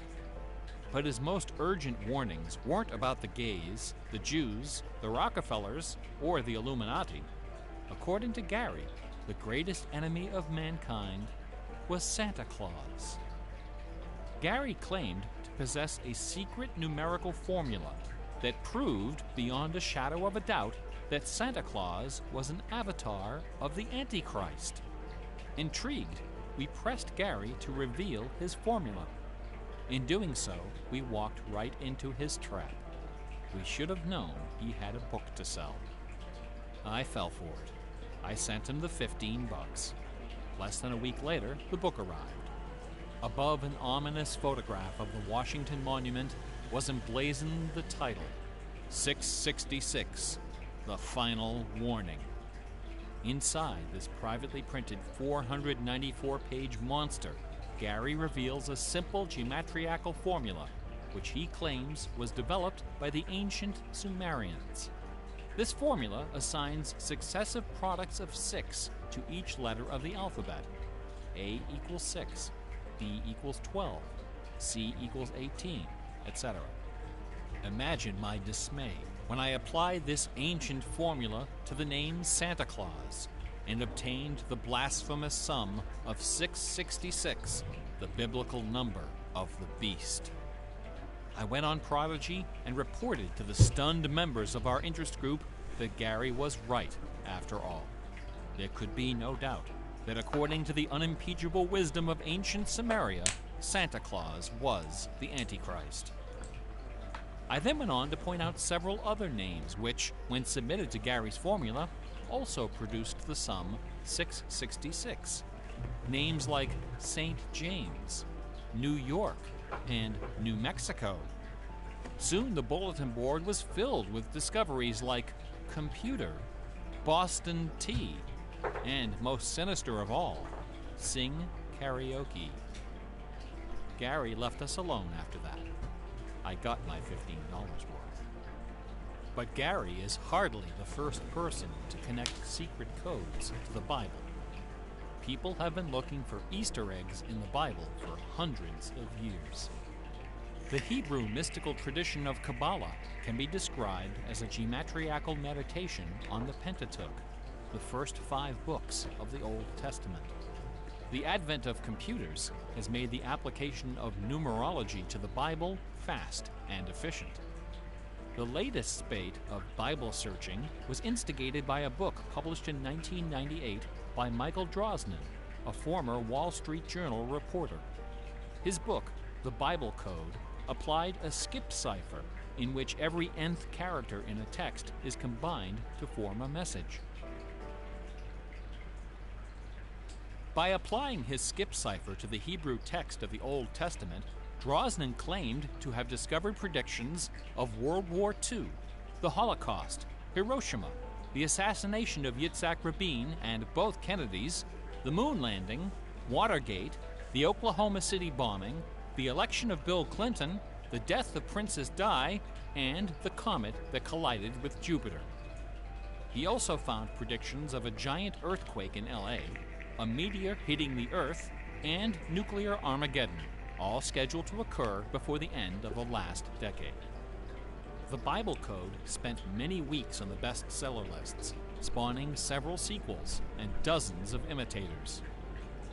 The Bible has certainly attracted its share of crackpots, but for the real hardcore egg hunters, nothing can rival the ingenuity, the tenacious scholarship, the stubborn zeal of those who seek the answer to the ultimate literary puzzle, a poisonous conundrum that has squandered fortunes, destroyed careers, and driven healthy, intelligent scholars to the brink of madness and beyond. Who wrote Shakespeare? The essays and books devoted to the Shakespeare authorship problem are sufficient to fill a large library. Several such libraries actually exist. Not even a day-long tutorial, much less an hour lecture, can begin to do justice to this complex, bizarre, and dangerously tantalizing story. Nevertheless, for the unacquainted, I will attempt to summarize the issue in a few paragraphs. The undisputed facts of Shakespeare's life and career could be scribbled on the back of a cocktail napkin. We know for a fact that a man named William Shakespeare was born in 1564 in or around the village of Stratford-upon-Avon. We know that he had a wife and at least 3 children. We know he bought property in Stratford, was involved in several lawsuits with his neighbors, and died there in 1616, aged 52. We also know that during those same years, a man with a last name similar to Shakespeare worked as an actor on the London stage, eventually becoming co-owner of some of the theaters there. We also know that about the same time, a number of most excellent poems and plays were published in London under the name Shakespeare. We do not know for a fact that the landowner in Stratford and the actor in London with a similar last name were one and the same man. We do not know for a fact that either man had anything to do with the poems and the plays. All we know is that those poems and plays have, in the 400 years since their composition, come to be regarded as a pinnacle of Western culture. The works attributed to Shakespeare appear to have been written by a man or woman who knew something about just about everything. They're filled with references to mythology and classic literature, games and sports, war and weapons of war, ships and sailing, the law and legal terminology, court etiquette, statesmanship, horticulture, music, astronomy, medicine, falconry, and, of course, theater. Therein lies the problem. How could a farmer's son of uncertain schooling, from a mostly illiterate country village, a man of practically no account at all, wield such encyclopedic learning, with so much eloquence and wit, so much wisdom and human understanding? For the first 150 years, nobody questioned the traditional history of the bard. Then, in the late 18th century, Reverend James Wilmot, a distinguished scholar who lived just a few miles north of Stratford, decided to write a biography of the famous playwright. Dr. Wilmot believed that a man as well educated as Shakespeare must have owned a fairly extensive library, despite the fact that not a single book or manuscript is mentioned in his will. Over the years, he speculated, some of those books must have found their way into local collections. And so, the good Reverend Doctor scoured the British countryside, taking inventory of literally every bookshelf within 50 miles of Stratford. Not a single book from the library of William Shakespeare was discovered. Neither were there found any letters to, from, or about Shakespeare. Furthermore, no references to the folklore, local sayings, or distinctive dialect of the Stratford area could be found in any of Shakespeare's writings. After 4 years of painstaking research, Dr. Wilmot concluded, to his own dismay, that only one person contemporary with Shakespeare of Stratford had ever demonstrated the wide-ranging education and expressive talent needed to compose those poems and plays. That man was the multilingual author, philosopher, and statesman, inventor of the scientific method, chancellor to the courts of Queen Elizabeth and King James, Sir Francis Bacon.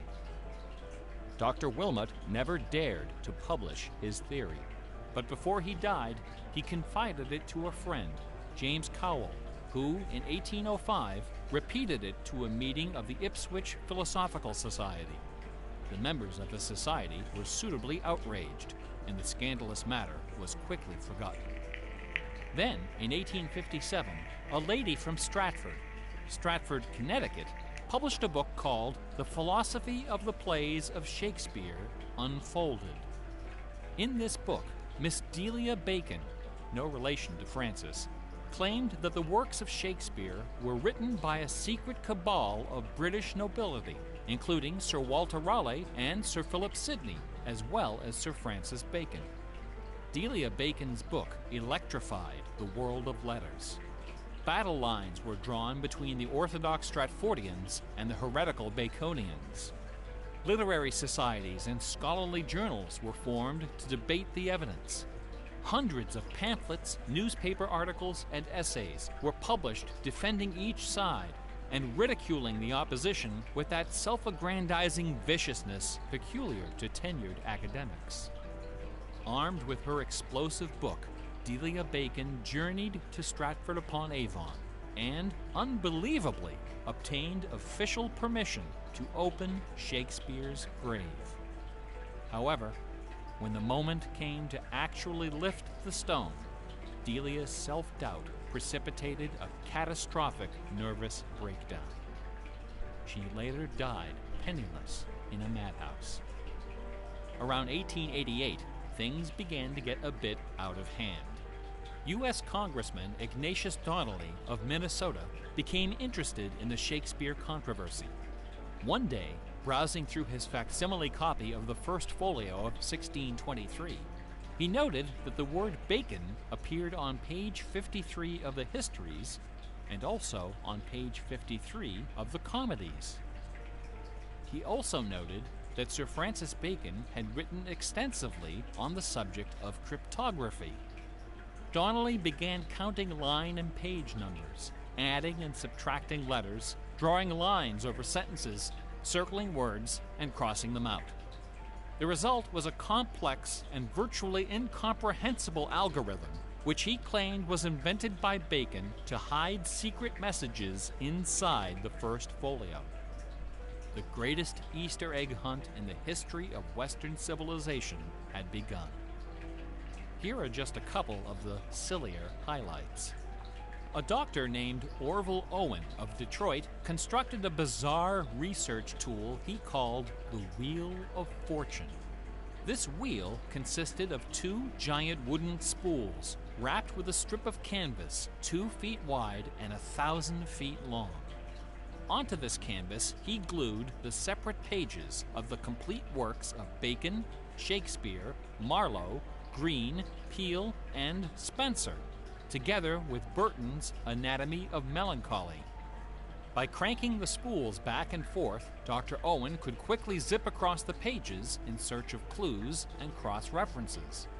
Employing a large team of secretaries and stenographers, Owen claimed to have uncovered a complete alternative history of Elizabethan England, as well as several entirely new Shakespeare plays and sonnets.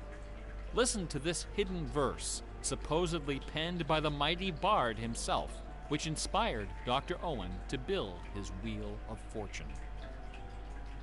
Take your knife and cut all our books asunder, and set the leaves on a great firm wheel, which rolls and rolls, and turning the fickle rolling wheel, throw your eyes upon Fortune, that goddess blind, that stands upon a spherical stone, that turning and inconstant rolls in restless variation.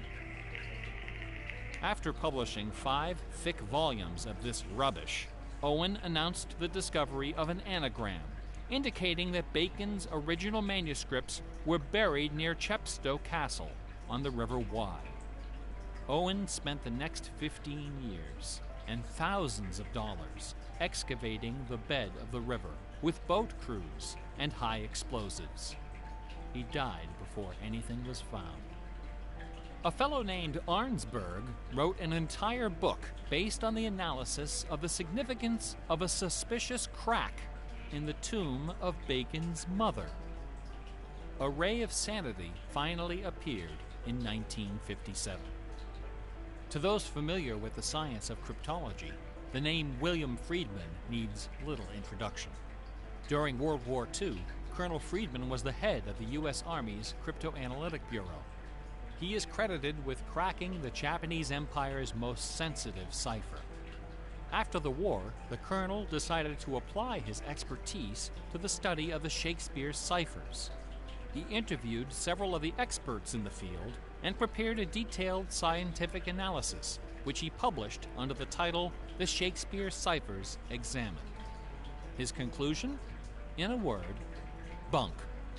According to the standards of cryptologic science, not one of the hidden messages purportedly discovered in Shakespeare's works was plausible. The rules used to extract these messages from the texts were non-rigorous, wildly subjective, and unrepeatable by anyone except the original decipherer. The people involved were not being dishonest. They were channeling their preconceptions. They were trapped in a labyrinth of delusion, mining order from chaos. Anglers in a lake of darkness. Lear, Act 3, Scene 6. You would think that Friedman's cold and ruthless exposure would be enough to silence the heretics once and for all. Not a chance. The books and TV specials and websites and conferences and doctoral dissertations keep right on coming.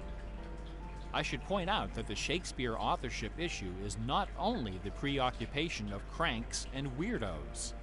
A substantial number of respected authors and Shakespeareans have expressed serious doubts about the traditional origin of the plays. The list includes Nathaniel Hawthorne, Ralph Waldo Emerson, Walt Whitman, Henry James, Sam Clemens, Sigmund Freud, Orson Welles, and Sir John Gielgud.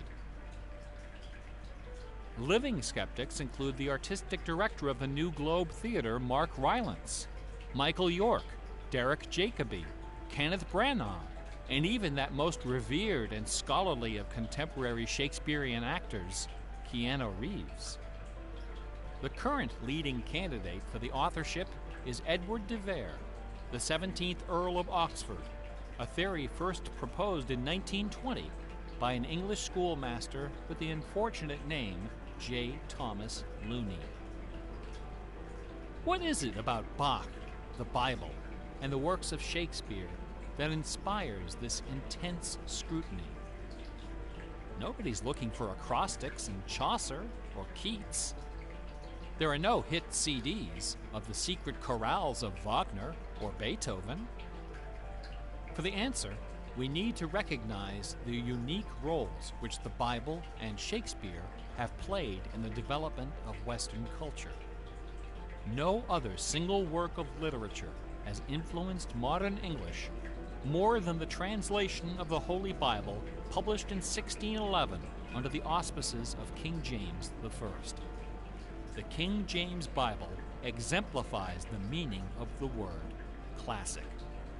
It has been called the noblest monument of English prose, the very greatest achievement of the English language. It has served as an inspiration for generations of poets, dramatists, musicians, politicians, and orators. Countless people have learned to read by repeating the phrases in this, the only book their family possessed. Our constitutions and our laws have been profoundly shaped by its cadences and imagery. But even the glory of the King James Bible, compiled by a committee of 46 editors over the course of a decade, pales before the dazzling legacy of the Swan of Avon. The lowest estimate of Shakespeare's working vocabulary is 15,000 words, more than 3 times that of the King James Bible, and twice the size of his nearest competitor, John Milton. His poems and plays were written without the aid of a dictionary or a thesaurus. They didn't exist yet. It was all in his head. When Shakespeare had a thought for which Elizabethan English had no word, he invented one. The Oxford English Dictionary lists hundreds of everyday words and phrases which made their first appearance in the pages of the Bard. Addiction, alligator, assassination, bedroom, critic, dawn, design, dialogue, employer, film, glow, gloomy, gossip, hint, hurry, investment, lonely, luggage, manager, switch, torture, transcendence, wormhole, zany. Hamlet alone contains nearly 40 of these neologisms. Who today would have this audacity, this giddy exuberance of invention? Only one other English author even approaches Shakespeare's facility for coining new words: Sir Francis Bacon. In the modern era, the record holder is Charles Dodgson, better known as Lewis Carroll, who, interestingly, also happens to be the second most quoted author in English, after Shakespeare. Everyone has been profoundly molded by the influences of the King James Bible and Shakespeare. Like it or not, all of us peer at the world through the lenses of these great works. They are the primary source documents of modern English thought, the style guides of our minds. Contemplating these dazzling jewels of wisdom and eloquence gives rise to an extraordinary feeling, a potent, rare, and precious emotion with the potential to completely upset your life. An emotion powerful enough to make a man abandon his wife and children, forfeit career and reputation, lay down his possessions, and follow his heart without questioning.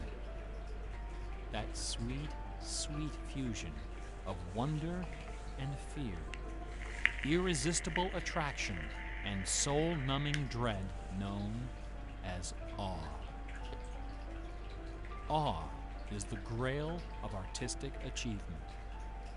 No other human emotion possesses such raw, transformative power, and none is more difficult to evoke. Few and far between are the works of man that qualify as truly awesome. It is awe that convinces a rabbi to spend a lifetime decoding Yahweh from the Pentateuch. Awe that sends millions of visitors each year to the pyramids of Giza, Guadalupe, and Mecca. It was awe that drove poor Delia Bacon to her doom. Now, please don't come away from this lecture thinking that the key to awesome game design is the installation of Easter eggs. Ordinary games with their contrived Easter eggs and cheat codes are like the Battery of the Month Club. You have to trudge down to the back of the store to get what you really came for. If superpower is what people really want, why not just give it to them? Is our imagination so impoverished that we have to resort to marketing gimmicks to keep players interested in our games? Awesome things don't hold anything back. Awesome things are rich and generous. The treasure is right there. One afternoon, I was sitting alone behind the counter at that old Radio Shack store. my boss had stepped out for some reason. An elderly woman walked through the front door. Like most of our customers, she was shabbily dressed, probably on a fixed income. I assumed she was there for her free battery, but instead, she placed a portable radio on the counter. This little radio came from the days when they boasted about the number of transistors inside on the case. It was completely wrapped in dirty white medical tape. The woman looked at me and asked, "Can you fix this?" Slowly, I unwrapped the medical tape, peeling away the layers until the back cover of the radio fell off, accompanied by a cloud of red dust. The interior of the radio was half eaten away by battery leakage and corrosion. I looked at the radio. I looked at the old woman. I looked back at the radio. I reached behind me, where the expensive alkaline batteries were hanging like prescription medication, and removed a gleaming 9-volt cell from its gold blister pack. Then I pulled a brand new transistor radio from a box, installed the alkaline, and helped the lady find her favorite station. No money changed hands. She left the store without saying a word. Awesome things are kind of like that.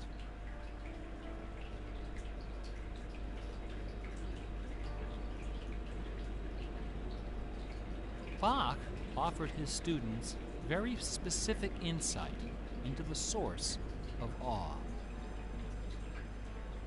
In addition to BACH, 2 other sets of initials are also associated with Bach's music. These initials are not hidden in the notes. Instead, they're scrawled right across the top of the manuscript for the whole world to see. The initials are SDG and JJ. SDG stands for the Latin phrase Soli Deo Gloria, to the glory of God alone. JJ stands for Jesu Juva, help me, Jesus. Bach wrote all of his great masterpieces sub specie eternitatis, under the aspect of eternity. He did not compose only to please his sponsors or to win the approval of an audience. His work was his worship. Bach once wrote, "Music should have no other end and aim than the glory of God and the recreation of the soul. Where this is not kept in mind, there is no true music, but only an infernal clamor and ranting."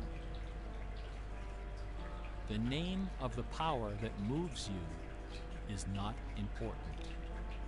What is important is that you are moved. Awe is the foundation of religion. No other motivation can free you from the limits of personal achievement. Nothing else can teach you the art of flight. Computer games are barely 40 years old. Only a few words in our basic vocabulary have been established. A whole dictionary is waiting to be coined. The slate is clean. Someday soon, perhaps even in our lifetime, a game design will appear that will flash across our culture like lightning. It will be easy to recognize. It will be generous, giddy with exuberant inventiveness. Scholars will pick it apart for decades, perhaps centuries. It will be something wonderful, something terrifying, something awful. A few years ago, I was invited to speak at a conference in London. My wife joined me, and we took a day off for some sightseeing. we decided to visit England's second biggest tourist attraction, Stratford-upon-Avon. It was cold and rainy when our train arrived. Luckily, most of the attractions are just a short walk from the station. We visited Shakespeare's birthplace, a charming old house along the main street, which attracts millions of pilgrims every year, despite the complete lack of any evidence that Shakespeare was born there or even lived anywhere near it. We went past the school where Shakespeare learned to read and write, although no documents exist to prove his attendance. We visited Anne Hathaway's cottage, the rustic country farm where his wife spent her childhood, although no record shows anyone by that name ever having lived there. Finally, we came to the one location undeniably associated with Shakespeare, Trinity Parish Church, on the banks of the River Avon, where a man by that name is buried. This beautiful church is approached by a long walkway between rows of ancient gravestones, shaded by tall trees. The entrance door is surprisingly tiny. No cameras are allowed inside. The interior is dark and quiet. Despite the presence of busloads of tourists, the atmosphere is hushed and respectful. A few people are seated in the pews, deep in prayer. An aisle leads up the center of the church. The left side of the altar is brightly illuminated. On the wall above is a famous bust of the bard, quill in hand, gazing serenely at the crowd of pilgrims. On the floor beneath, surrounded by bouquets of flowers, at the very spot where Delia Bacon lost her mind, the gravestone of William Shakespeare bears this dire warning. Good friend, for Jesus' sake, forbear to dig the dust and close it here. Blessed be the man who spares these stones, and cursed be he that moves my bones. Every year, 3 million pilgrims arrive from every nation on earth to approach this stone and consider the likeness of a man whose body of work can only be described as awesome. By contrast, the right side of the altar is dark and featureless. Nobody of any consequence is buried there. The only point of interest is a wooden case of simple design, carved of dark oak. Inside the case, sealed beneath a thick sheet of glass, lies a large, open book. A plaque on the case identifies this book as a first edition of the King James Bible, published in 1611, when Shakespeare was 46. Not many pilgrims visit this side of the altar. Most of those that do simply glance at the book, read the plaque, and move along. A few, more observant, note that the Bible happens to be opened to a page in the Old Testament, the book of Psalms, chapter 46. No explanation is given for this particular choice of pages. For the initiated, none is necessary. If you are of inquisitive bent, if you are intrigued by English history and literature, if you value your peace of mind, cover your ears now. In the year 1900, a scholar noticed something about the King James translation of Psalm 46. Something terrifying, something wonderful. The 46th word from the beginning of Psalm 46 is shake. The 46th word from the end is spear. There are only two possibilities here. Either this is the finest coincidence ever recorded in the history of world literature, or it is not. The Earth revolves around only one sun and has only one moon. The moon happens to be 400 times smaller than the sun. The sun happens to be 400 times farther away. And the apparent paths of the moon and sun in our sky happen to intersect exactly twice every month.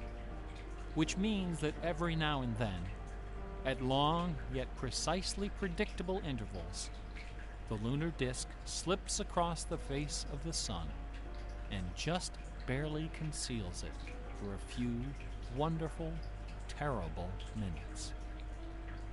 A fine coincidence, no? In June of 1977, a little man with divergent eyes and a talent for mischief ascended a hilltop in the British village of Ampthill. At the summit of this hill is a tall, slender cross, a memorial to Catherine of Aragon, the first wife of Henry VIII. The sun, high in the south, cast the shadow of the cross upon the grassy hillside. At exactly 12 noon, the man removed from his pocket a bar magnet. He turned the magnet so its north pole was facing south and buried it under the shadow of the cross. 2 years later, a few hours before the publication of his first book, the man returned to that hillside, this time in the dead of night. He used a compass to locate the magnet he had buried. In that same place, he dug a hole in the ground and placed inside a ceramic container inscribed with the following words: "I am the keeper of the jewel of masquerade, which lies waiting safe inside me for you or eternity."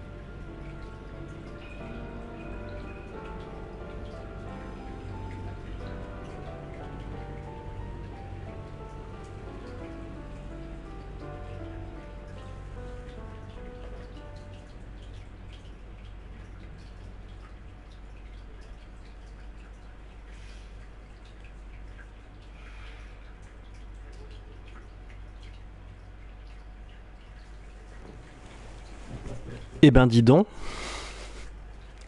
il était long ce film.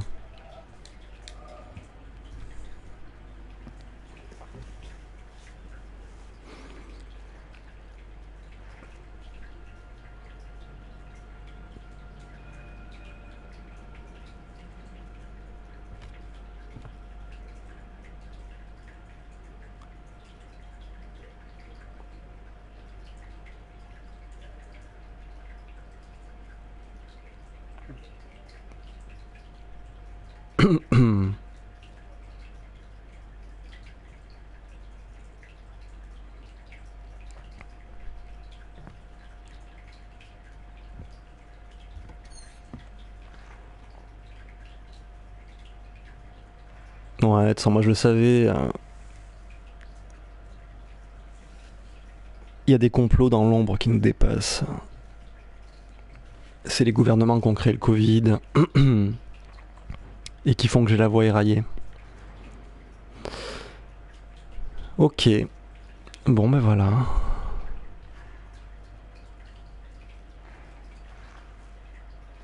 Ce sera probablement la fin de The Witness, pour moi en tout cas. Sauf si je réfléchis à ça là et que ça me donne une idée pour le poste du bateau, mais comment dire, j'y réfléchirai un petit peu hors stream et je verrai si ça m'évoque un truc.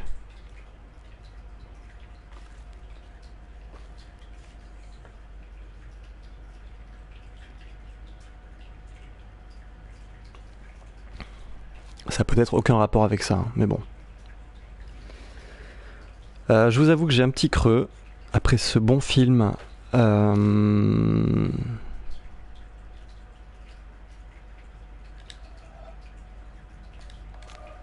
oui, c'était le tracé, d'accord. Donc je vais aller manger. Et voilà, je suis bien content d'avoir réussi le challenge et d'avoir eu mon trophée Platinum pour honorer ce merveilleux jeu comme il se doit.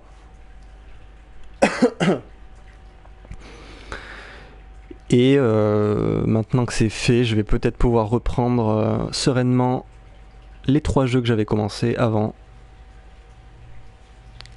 Et voilà. Même les 4 jeux, parce qu'il y a Senran Kagura aussi, ne pas l'oublier. Je vous remercie pour votre présence, enfin ceux qui sont encore là après ce film de 1h30. Et très intéressant d'ailleurs au demeurant. Et je vous souhaite une bonne nuit. Et je vous dis à la prochaine. Merci à tous.